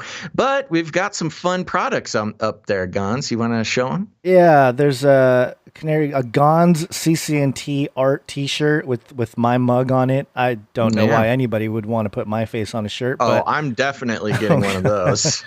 You got the Canary Cry logo, Canary Cry News Talk logo on a couple things, and my favorites are the masks. You have your Elon Musk mask, or Elon Mask is what it's called. Yeah, which is great. We've got the Daddy Fauci mask, which I'm a huge fan of. This one, I might have to walk around with this one. This is a mask with Anthony Fauci's face on it. And it says, Daddy Fauci made me wear this. In case you want to trigger some normies. Wow. Well, there we go. Very good. This is one of your producers, Canary Cry producer, put this thing together. And I don't know if producer Aaron is watching the show right now live, but I will make a request that we make that 33% of all the proceeds come to the show, so you can support the show, get some merch. He has on there too the coming soon section. He's going to be putting together a lot more merch, and I hope with the permission of maybe some of our artists, we can put some art on the merch as well. Yeah, I think it's a good thing, cool thing to do. Yeah, so if you've been an artist, send us an email and just let us know if we can put your stuff on merch. And I don't know, it's a developing system here, but like I said, we feel good about just empowering our producers to become a part of the ecosystem. And we've had many great producers start lots of great things surrounding the show, and this is one of them. So we hope this works out, and if anybody's looking for Canary Cry merch, this is a great place to go. Perfect. Sounds good. All right, you ready, or is there anything else to mention here? Let me just look through. I think that's good. Quick thank you to That Night Wind for doing the timestamps for people who want to skip around and find certain stories. So that's right. Thank you to That Night Wind. Yes. And I think we're ready to get back. Consistency is appreciated, That Night Wind. Thank you very much. Yes, it's wake-up time. Hey, yo, wake up. Okay, let's wake on up here. Gons, you want to start this one? Yeah, let me start this one. Is a mind control story. Mind control intensifies. And this is from sciencealert.com. Scientists may have figured out where unwanted thoughts are hiding in the brain. I'm always skeptical of these types of... Yeah, it's, science. Okay, so it says here, worse than a song stuck in your head, negative thoughts that you can't push away can be highly detrimental to your well-being. Sometimes, try as we might to suppress them, some thoughts just keep coming back. Yeah, our old brains there. New research suggests this might be because those unwanted thoughts still exist in another part of the brain. Ooh. So, hold on. So if you're not thinking of something, it's not in your brain. Is that okay? Anyway, this finding suggests that trying to suppress repetitive thoughts as a way to give our brains a break and protect our mental well-being might not be the best strategy, supporting what classic studies have first suggested. Quote, these results provide new neural evidence of the pervasiveness of suppressed thoughts and unveil a network of brain areas to be targeted to treat intrusive thought disorders. Oh my gosh. Yeah, such as post-traumatic stress disorder, the author of the study said. The study tested this with neutral thought content. The team mapped the brain activity of 15 people as they tried to suppress any thoughts or images of either a red apple or a green broccoli. The challenge was to avoid thinking about the food item for more than 12 seconds after the participants had been prompted to visualize it and not replace it with another image just to keep their mind clear. Okay, after completing the series of tasks, 8 people reported that they had successfully suppressed any thoughts or images of the fruit or veg but their brain scans suggested otherwise. Oh, the brain scan. A technique. This is like, sorry. Yeah, Go ahead. Continue. No. Okay. I'll wait till the end. A technique called functional magnetic resonance imaging. Is that MRI or fMRI? Yep. fMRI. Which detects changes in blood flow, had been measuring their brain activity. Then a computer algorithm tuned to detect the difference in pattern of brain activity corresponding to thoughts about either fruit or vegetables was used to analyze the data. Okay. Quote, using this algorithm, we can see what people are imagining when, even when they're not aware of it, said cognitive neuroscientist Roger Koenig Robert from Monash University in Australia. The scan showed that voluntarily thinking about the two ingredients activated the left side of the participant's brains, plural, and the right side fired up when they tried to suppress such thoughts. Quote, we were able to find visual representations of the thought, even when participants believed they successfully pushed the image out of their minds, said Joel Pearson, a cognitive neuroscientist from the University of New South Wales, Sydney. Quote, the visual cortex, the part of the brain responsible for mental imagery, seemed to be producing thoughts without their awareness, he added. This suggests mental images can form even when they're trying to stop them.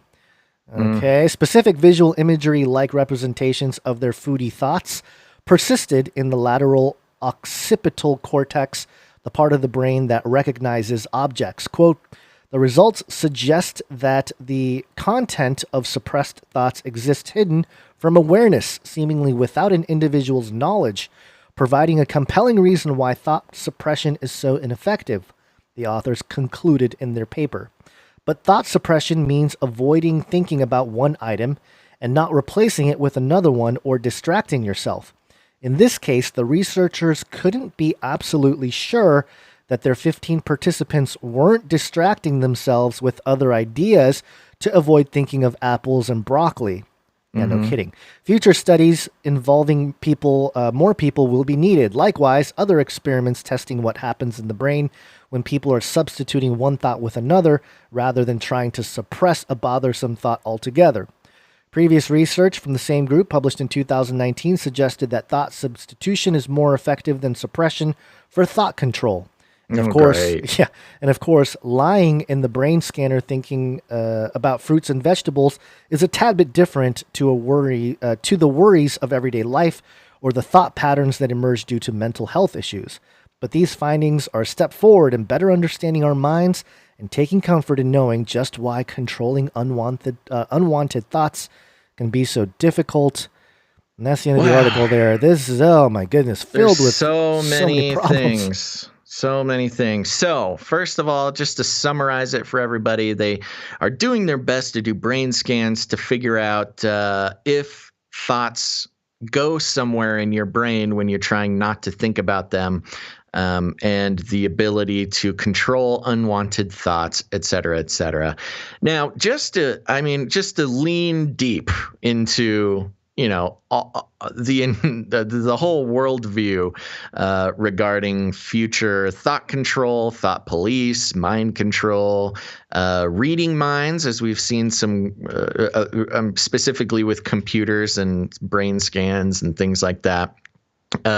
We have seen some big leaps and bounds happening in China where they can detect, or they say at least, they can detect sort of like anti-government sentiment just by aiming an AI camera at you and reading your bio signals, your heart rate and your stuff like that, because they're trying to catch thought dissenters. I mean, obviously this screams of an Orwellian nightmare, but it's not that crazy because it has become even just on a societal level, take the technology out of it, we're really in a place, where it used to be you could have a different thought about something from somebody else, maybe your friend, and you could still be friends.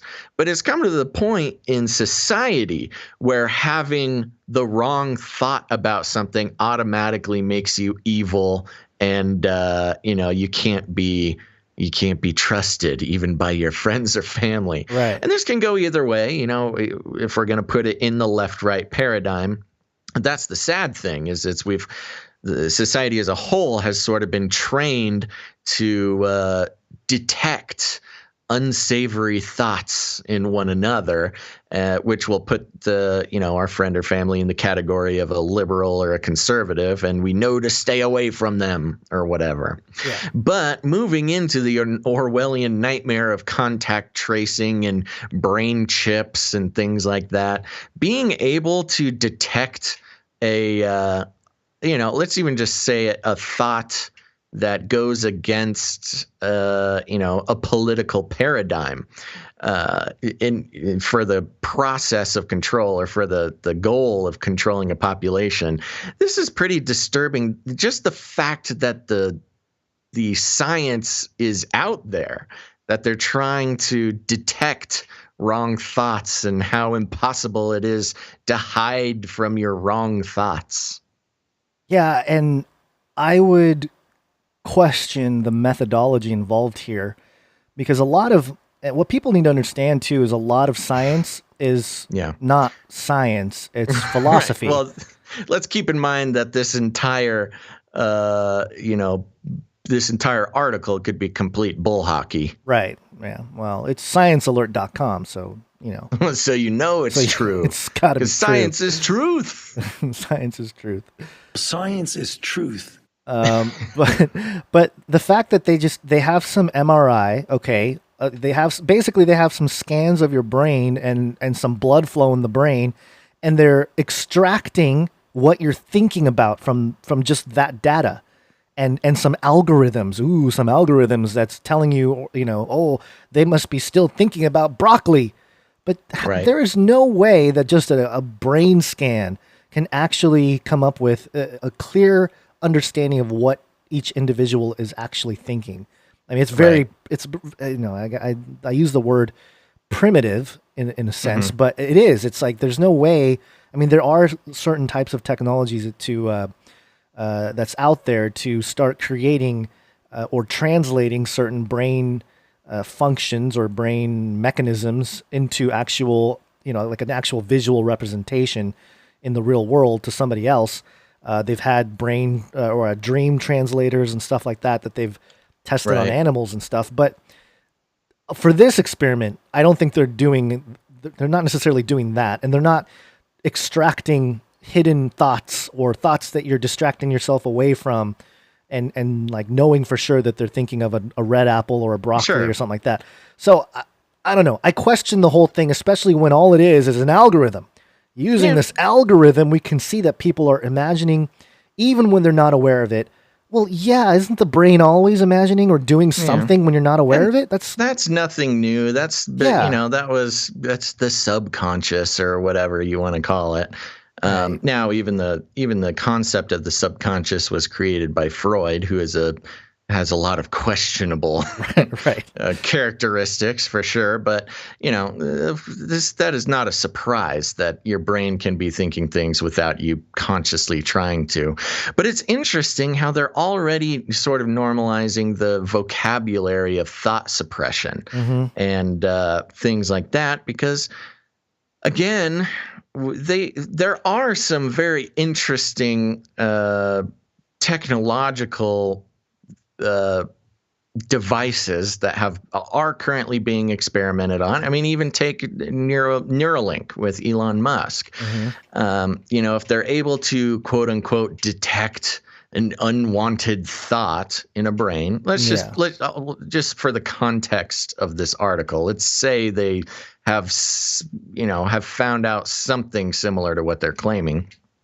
If they are able to detect a lurking unwanted thought in your brain, what does that mean? I mean, what action do they take? What is the whole, what's even the point? Because, like I said, the concept of a subconscious or your brain working without you knowing it is a really old idea. I guess other than trying to create a scientific model where they can detect people having bad thoughts and showing that in some sort of scientific way, what is the point other than control of the population? I mean, like actual mind control. Yeah. I'm just reminded of Romans 8, where it talks about those who live according to the flesh set their minds on the things of the flesh, and those who live according to the Spirit set their minds on the things of the Spirit.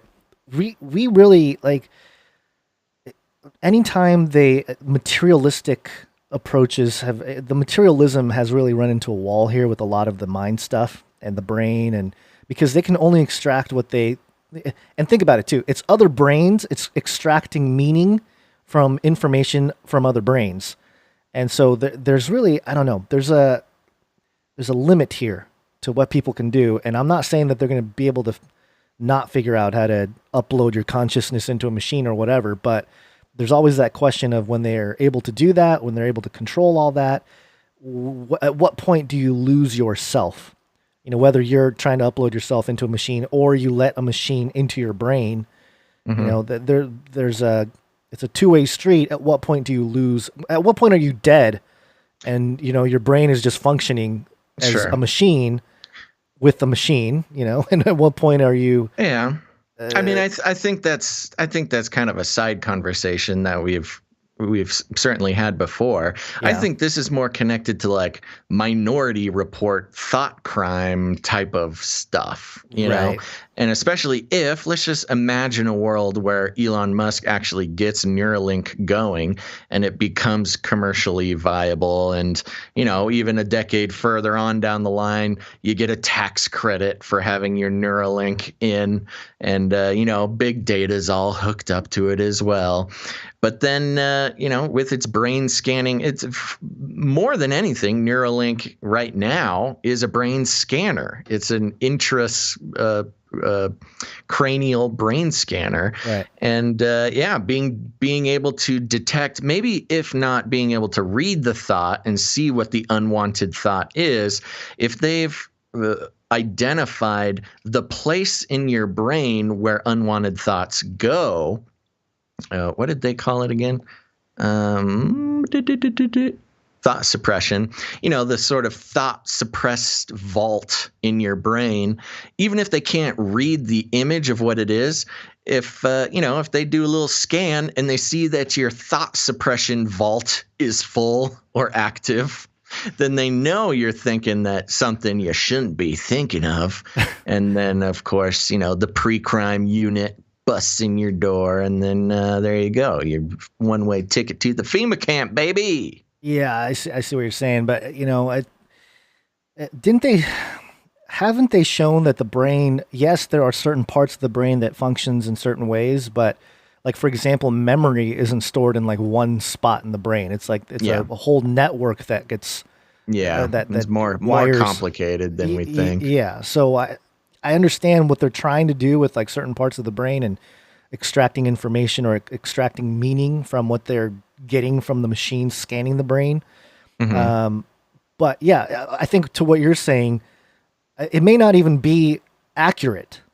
They don't have to have an accurate, like one-to-one true understanding of how or what people are thinking. If certain parts of the brain lights up, then it's illegal. It's wrong. You're wrong. The thought suppression vault. You're hiding something. You've got something to hide. And it goes into the big data privacy conversation too, which is like, well, if you have nothing to hide, then why would you care if we look at your brain? The same thing with Neuralink. Yeah, get Neuralink. Of course, we can read your mind, but if you have nothing to hide, well, I think the reason why I was bringing up the scriptures and set your mind to the things of the Spirit and things of that nature is because who becomes the moral authority there? Ain't that just the problem? That is the key here. When man tries to govern man, somebody's playing God. Yeah. So I think that's the bigger picture here because if you think about it, God knows all our thoughts, all our everything. Hidden, exposed, everything. He knows it all. So it's like, all right, we really can't hide from God. But when man tries to play God, now we're talking about everything biblical, like all the things biblical. Totally. And Isaiah 42:14 mentions in the chat, take every thought captive. Yep, I mean, there you that's go. even a biblical principle there. Yep, So there you go. Yeah. All right. Well, there you go. I mean, I think this is still kind of in the realm of pseudoscience, but, it's also in the realm of where big, huge tech industries are going. I think this will be, if not useful data, it'll be a sort of seminal report that will be, again, baby steps to the new world order. I think I know what they were trying to do. Blowing minds and stopping crimes. All right, I got one here for you, Gons. Aliens.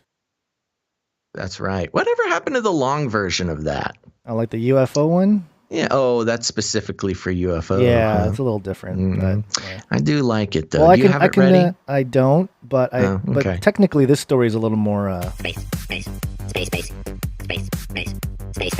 Wanna go to space? There we go. Okay, we're coming from news.com.au, and this article is titled "NASA Recruits Alien Hunters to Find Signs of Life in Outer Space." That's right, kids. I've made many a career calls for quality career suggestions, and so far I think I'm batting 1,000. But if there's any kids out there still trying to figure out their career path, here you go. NASA recruits alien hunters to find signs of life in outer space. U.S. Space Agency NASA is recruiting alien hunters to find signs of life in images taken from planets and other solar systems in outer space. Seeking volunteers. Oh, volunteers. Come on. Cheap. Sorry, kids. Never a straight answer. Here. Hey, is there money? Is there money involved? Never a straight answer. Can we get some benefits? Never a straight answer. Okay, sorry. Seeking volunteers from across the world, NASA has launched a citizen science project called Planet Patrol to detect new planets from millions of images collected by its computer system.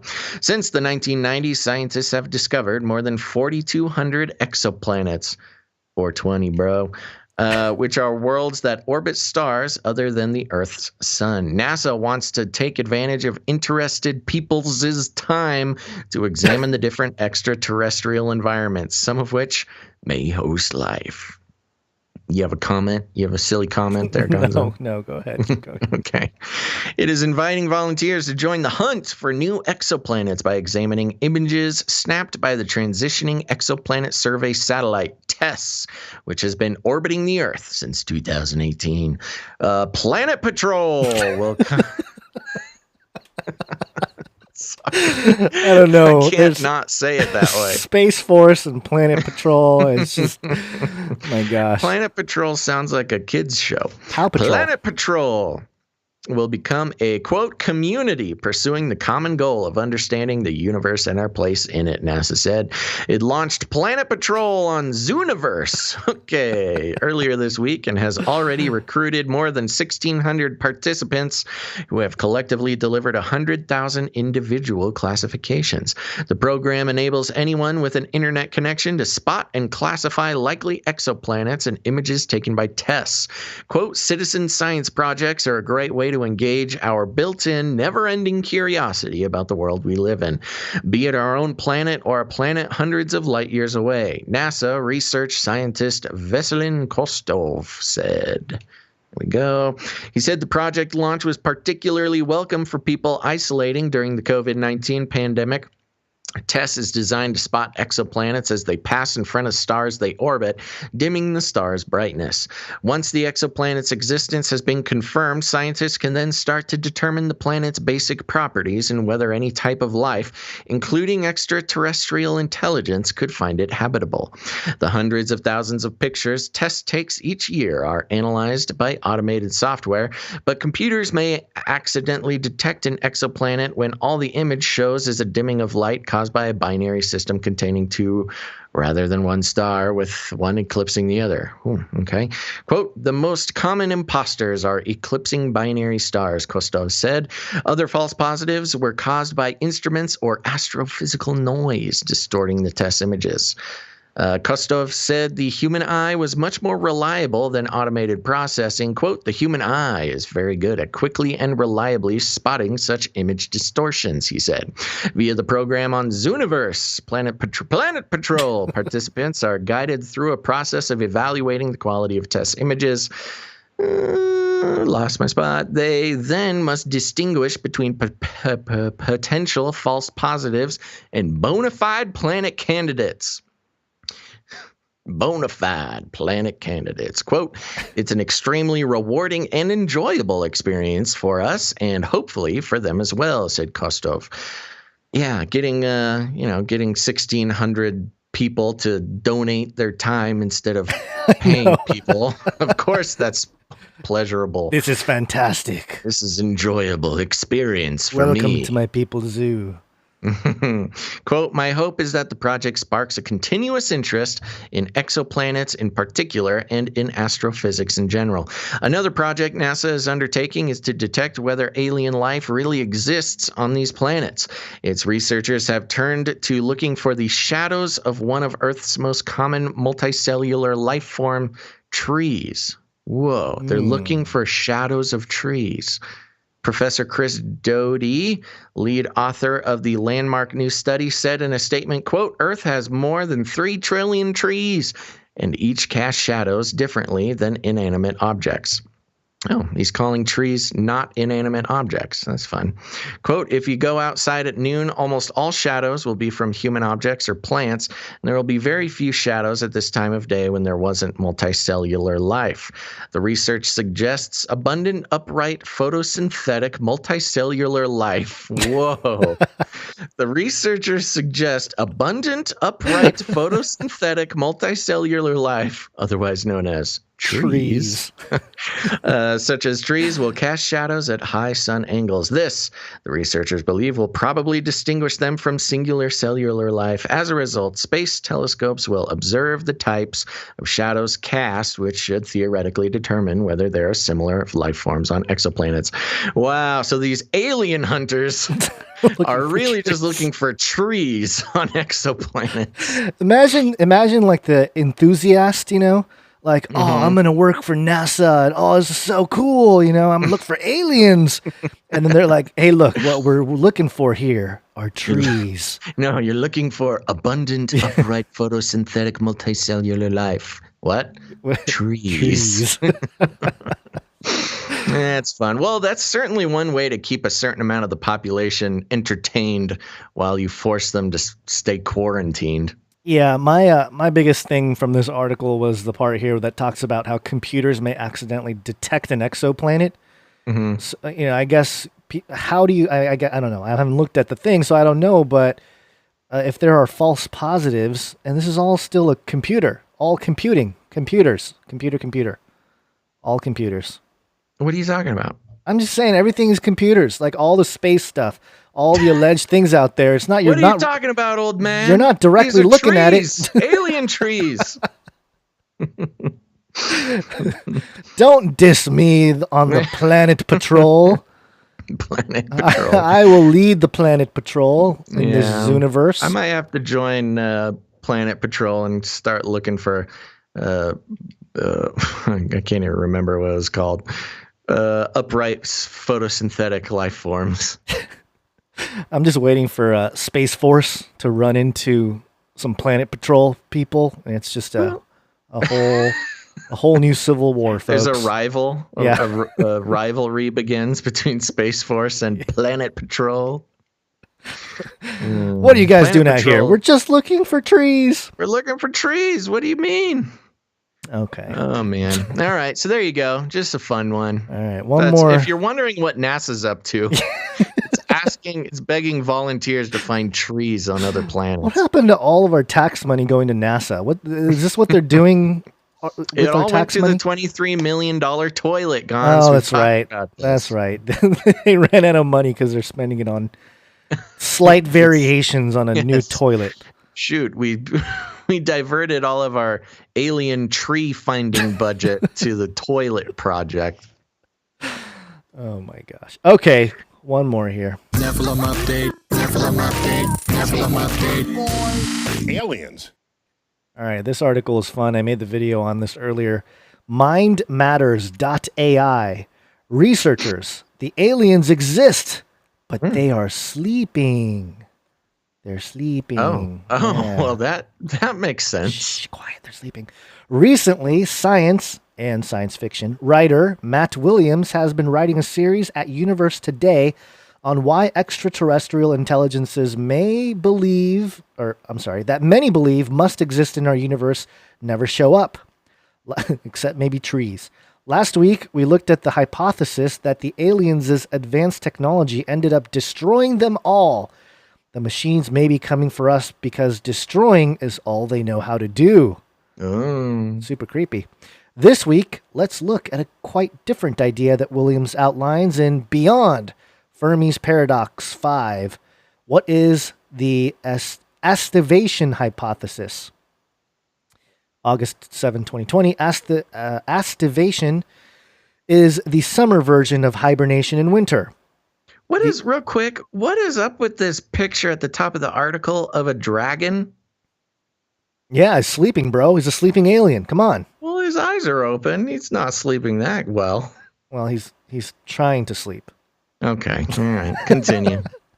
Aestivation is the summer version of hibernation in winter. The aliens in this scenario are not dead. They're merely sleeping. Just as many life forms on Earth go into torpor during hot and dry conditions, they are awaiting cooler conditions before they emerge. Why might the ETs need cooler conditions? Many ET theorists posit 3 types of civilizations on a Kardashev scale, depending on their state of development. The scale was originally developed in a 1964 essay by Russian astrophysicist Nikolai Kardashev. Type 1 civilizations can harness the energy of a planet, Type 2 a star system, and Type 3 a galaxy. The structures they could build and we could detect would depend on the energy they can harness. Galaxy redevelopment would generate a lot of heat, maybe too much. In a 2017 study, quote, that is not dead which can eternal lie. The Aestivian hypothesis for resolving Fermi's paradox. Physicists associated with Oxford's Future of Humanity Institute, where Nick Bostrom is the director. Nick Bostrom is the transhumanist guy. Suggested that the ETs may have decided to wait until the universe cools down before doing any more calculations. Thus, they are aestivating. Quote, if a civilization wants to maximize computation, it appears rational. It appears rational, Basil. Sorry. It appears rational to aestivate until the far future in order to exploit the low temperature environment. This can produce a 10 to the 30 multiplier of achievable computation. We hence suggest that the aestivation hypothesis, the reason we are not observing manifestations of alien civilizations, is that they are currently mostly inactive, patiently waiting for future cosmic eras. This paper analyzes the assumptions going into the hypothesis that and how physical law and observational evidence constrain the motivations of aliens compatible with the hypothesis. And that was Anders Sandberg, another transhumanist, and let's see, what is it? Stuart Armstrong and Milan Srkovic. Okay, yeah, and it goes on here. This is the part that I found interesting. One suggested reason that the ETs might adopt such a strategy is that they have become digital beings anyway. Whoa. Their aliens have already become digital beings. Whoa. Quote, indeed, an increasing number of futurists, astrobiologists, and SETI experts are starting to think that advanced intelligence eventually transitions into a digital mode of existence. Living as digital beings within powerful supercomputers, post-biological aliens, or future post-humans, will demand unhindered access to powerful and efficient means of information processing, a hypothetical model of existence known as dataism. Yeah. Dataism. So they're saying all the aliens have already uploaded their consciousness and are sleeping in computers? In computers that are lying dormant right now. They're waiting for the universe to cool down so they can fire them back up again. Oh, yeah, that sounds reasonable. Yeah. How would we know if any of this is true? Two of the authors of the paper explain. Quote, can we test it? Yes. The obvious Yes, of course this isn't all nonsense. The obvious way is to carefully look at odd processes keeping the universe from losing potentially useful raw materials. The suggestions in the paper give some ideas, but there are doubtless other things to look for. Also, astivators would protect themselves from late evolving species that could steal their stuff. If we were to start building self-replicating von Neumann probes in the future, if there are astivations around, they better stop us. This hypothesis test may, of course, be rather dangerous. Okay, Anders Sandberg. And the dangerous part, Sandberg told Gizmodo, quote, another way to potentially detect these sleeping civilizations would be to mess with their stuff, but that could be very dangerous.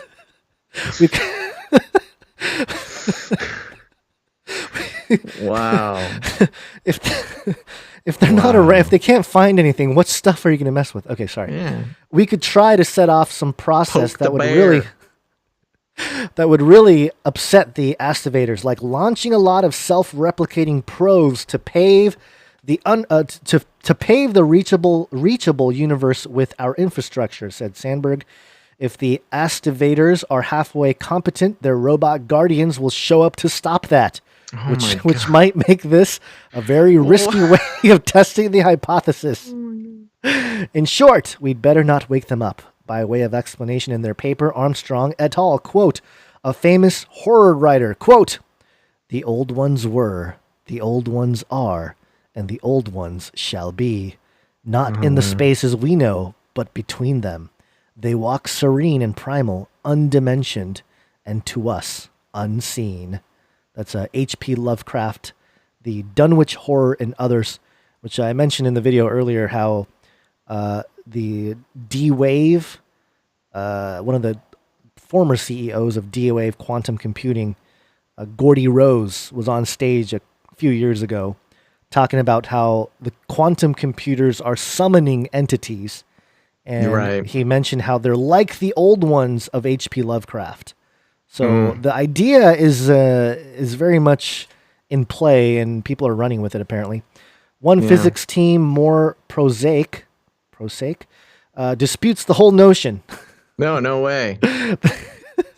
They say that the astivationists misunderstand the astrophysics principle involved in massing computing. Quote, computer-generated entropy can only be disposed of by transferring it to the cosmological background. In fact, while this assumption may apply in the distant future, our universe today contains vast reservoirs and other physical systems in non-maximal entropy states, and computer-generated entropy can be transferred to them at the adiabatic conversion rate of 1 bit of negentropy to erase 1 bit of error. This can be done at any time and is not improved by waiting for low cosmic background temperature. Well, that's only speculation. Yeah. I'm buying the sleeping alien idea. Sounds like Nephilim to me, man. I mean, the thing that I did in my video is I mentioned how, and the Bible actually speaks of a couple things. And I'm not saying that these two are a match, but 2 Peter 2:4 says, "For God did not spare the angels when they sinned, but cast them into hell, where they committed them to chains of gloomy darkness to be kept until judgment." So you have these rebel watchers basically that are held in chains of gloomy darkness. And the parallel passage, Jude 1:6, basically says the same thing. The angels that did not stay within their own position of authority, but left their proper dwelling, he is kept in eternal chains under gloomy darkness until the judgment of the great day. So this idea that there are these watchers that are currently being held, in some darkness until judgment, right? Or there's a parallel there with this idea that these crazy scientists are saying, well, maybe the aliens are sleeping. Yeah. You know what I mean? So well, and they talk about them sleeping in a computer, much like we've talked about uploading human consciousness, and we've compared that to the passages referring to, men will beg for death but won't be able to die. Yeah. Because they're stuck in the thing. So if you're talking about watchers who are chained up, in the stars, there's a comparison there. I think there's something there, and there's not to say, there, yeah, and not to say, and I quoted Jastrow, which basically he has that quote about how scientists have been using logic and reason to climb the mountain of knowledge, and when they get to the top, there's a band of theologians that's been sitting there for a long time. Right. That whole idea is pretty applicable here because, again, as wild as this type of theory sounds, they're just the materialist and the scientist types. They're just so desperate for aliens to exist. Number one, and number two, for this like digital immortality to be like a tangible thing. Yeah, that they're willing. It all into one nice they just kind of package. They're able to mix it all up into one giant thesis, and it just seems to allude to certain biblical things that are eschatological in nature. Totally. And not saying that it is. I'm just saying that it seems to align that maybe what they're tapping into from their materialist view is more so what God told us in the Bible about, watchers being chained. It just sounds like a science fiction rewriting of like the Book of Enoch. Right. Yeah. Or just certain passages from Scripture talking about, I think Revelation 9 and Revelation 16 both talk about, or at least 9 talks about the angels under Euphrates, the river Euphrates. Right, that are going to be released to kill a third of mankind and stuff. So the idea is there that there are these angels or these watchers that are being held until judgment. And so when these guys are like, oh, we don't want to wake them up, maybe they're right. They're kind of right. It's like, when they wake up, it's probably not a good deal, especially if you're not covered under the blood of Jesus. It might be real bad news for you. So right. Well, there we go. That's a very exciting Nephilim update there, Gons. I know. Thank you very much. Yep. And let me wrap it up with the jingle. Nephilim update. Well, there we go. Thank you so much, everybody. We did a show, Gons. We did it. We did it. Yep. We absolutely did it. And so did all of you. You did it as well. I want to thank all of our new producers for this show, episode 251, producer Ciara, producer Andrea, producer Jack, producer Bush Protector, producer Isaac, producer Tracy, and, of course, the new member of the Canary Cry Roundtable of Knights and Dames, Sir Old to Box, Knight of the Watchman, 7th Knight of the Canary Cry Roundtable. Thank you so much. Also, thank you to our jingle man, Mr. Magoo. We appreciate that. And to our artists, producer Jay Vella, Ali, and Lekekt. Thank you guys so much. And another big thank you to That Night Wind for taking the timestamps for the YouTube upload later on. So those people who want to jump around and go directly to different topics can do that without listening to all the nonsense. So we appreciate all of our producers, everybody who makes this show work, and not just the show, but this orbiting projects, the newest of which is the Merch Perch, Canary Cry Merch Perch. Show them some love over there. 30%, soon to be 33% of the offerings there will go to helping the show, and some will go to paying for everything, and then some will go to, thanking producer Aaron for doing the work, making it happen.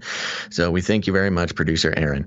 Okay, now remember, we will be back with another show, which will be on Wednesday, October 7th. Yeah. Yes, Wednesday, October 7th, sometime between noon and 3 p.m. Pacific Standard Time. So make sure to follow us, turn on notifications, set your alarms, folks, because we'll be back with a whole nother show on Wednesday. We thank you so much for tuning in. All you regular listeners, we see you. We thank you. We appreciate you being here. And remember just to follow or subscribe to the podcast version, because, we do three shows a week, and maybe you can't make it to all of them, but make sure to listen to the show after the live stream, and that'll be posted on the podcast. Just search Canary Cry News Talk in your podcast player, and you will find us. Subscribe, and make sure not to miss a thing. Okay, if you want to become a producer for next show on Wednesday, the 7th, you can help produce episode 252. That's an interesting number there. You can become a producer by going to patreon.com/CCNT for Canary Cry News Talk. Or if you don't like Patreon, you can head over to CanaryCryRadio.com/support. CanaryCryRadio.com/support.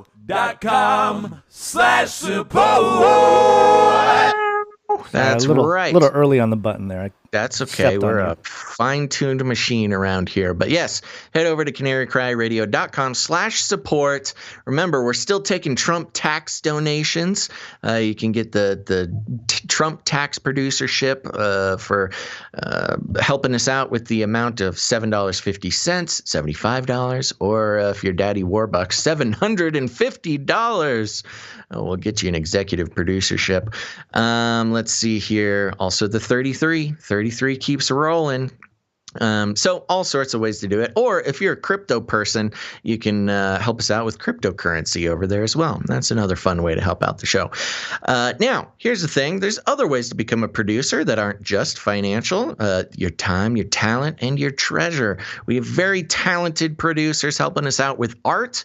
If you're a creative person and you want to create a piece of art that is related to the show, or jingles, if you foresee us needing another jingle for a topic, go ahead and send all that to CanaryCryRadio@gmail.com, and you'll make it on next show. So thank you very much to all of our creative folks out there.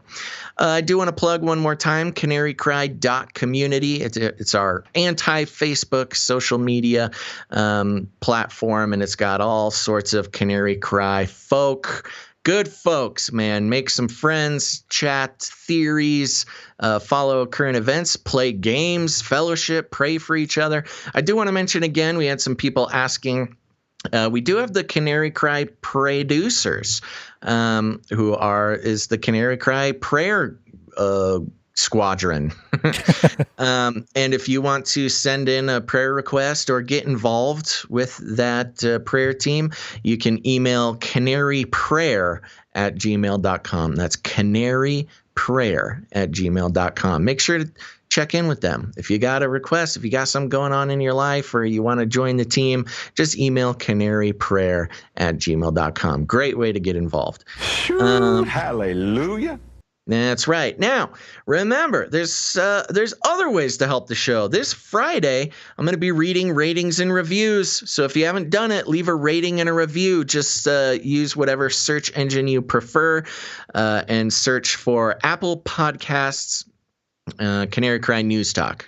Apple Podcast, Canary Cry News Talk. Leave a rating and a review. Look it up. I'll be reading those this Friday. Always my favorite time of the week. So please do that. Not only do Gonz and I read them all, but it also helps the algorithms that are continuously scouring the internet. It helps those algorithms share the show with people who have not heard of it, and that's very helpful. And last but not least, if you want to help out the show and help out your fellow human beings searching for the truth, just share an episode. Send them an episode of Canary Cry News Talk. Y'all got friends, y'all got family who are waking up and realizing that the world is not what it seems. And one of the best ways to help them is to send them an episode that they might like. We'll be happy to help guide them down the narrow path of truth. And if you need any more instructions, here's what you do. You walk right up to them, you grab them by the cage, and then you shake it. The end of the world occurred pretty much as we had predicted. I want to shake things up, stir up some controversy, rattle a few cages. Hey, stop that! You'll never silence me. I'm the last angry man, a crusader for the little guy. Leave the bird alone. Never. Rattle a few cages. Rattle a few cages. The human race will have every opportunity to improve. And if they don't? Ask Noah.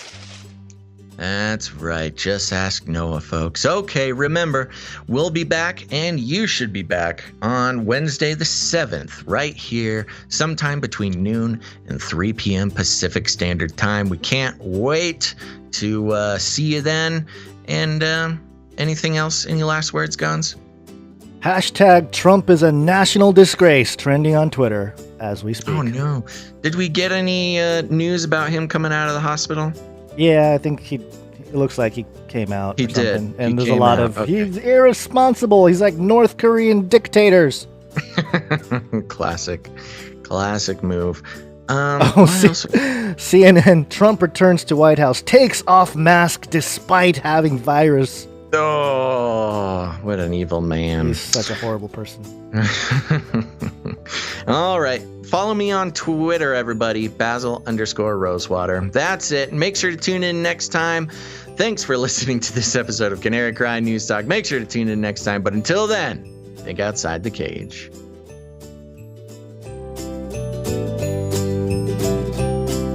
Look it up.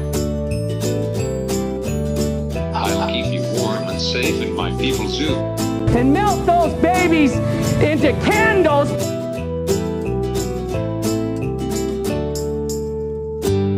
You're going down, Olstein. Remember, reality is an illusion. The universe is a hologram. Buy gold. Buy! I wanna shake things up, shake things up. I wanna shake things up, shake things up.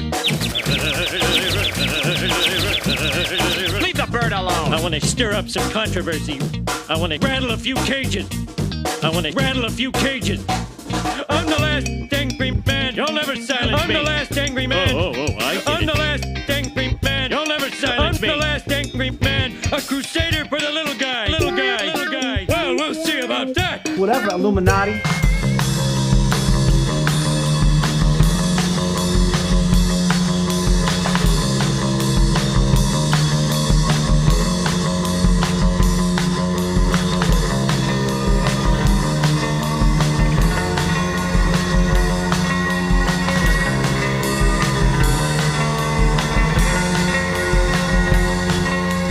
There's nothing to watch on my color TV. None of this news is what I want to see. I try tuning in to my radio. None of this talk is really quite the show for me.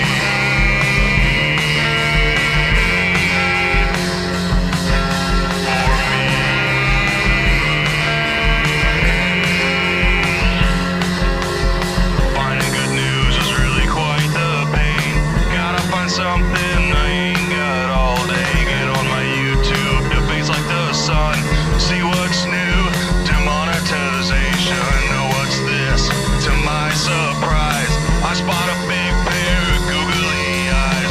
Click on the video and turn up the sound. What is this gem that I have found? Canary. Cry radio,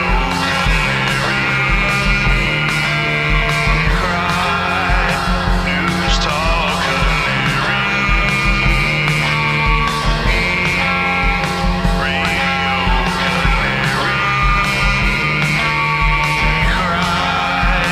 news talk.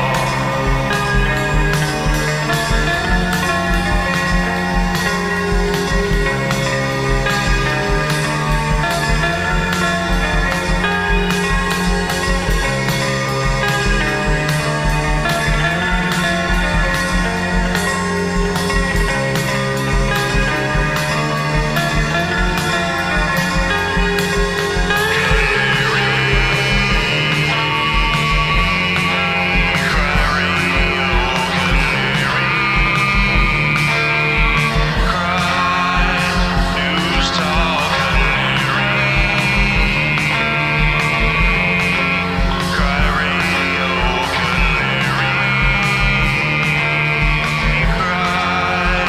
news talk, Cry radio,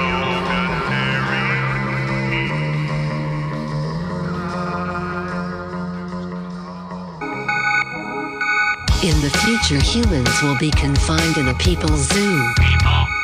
I'll keep you safe and warm in my people's zoo.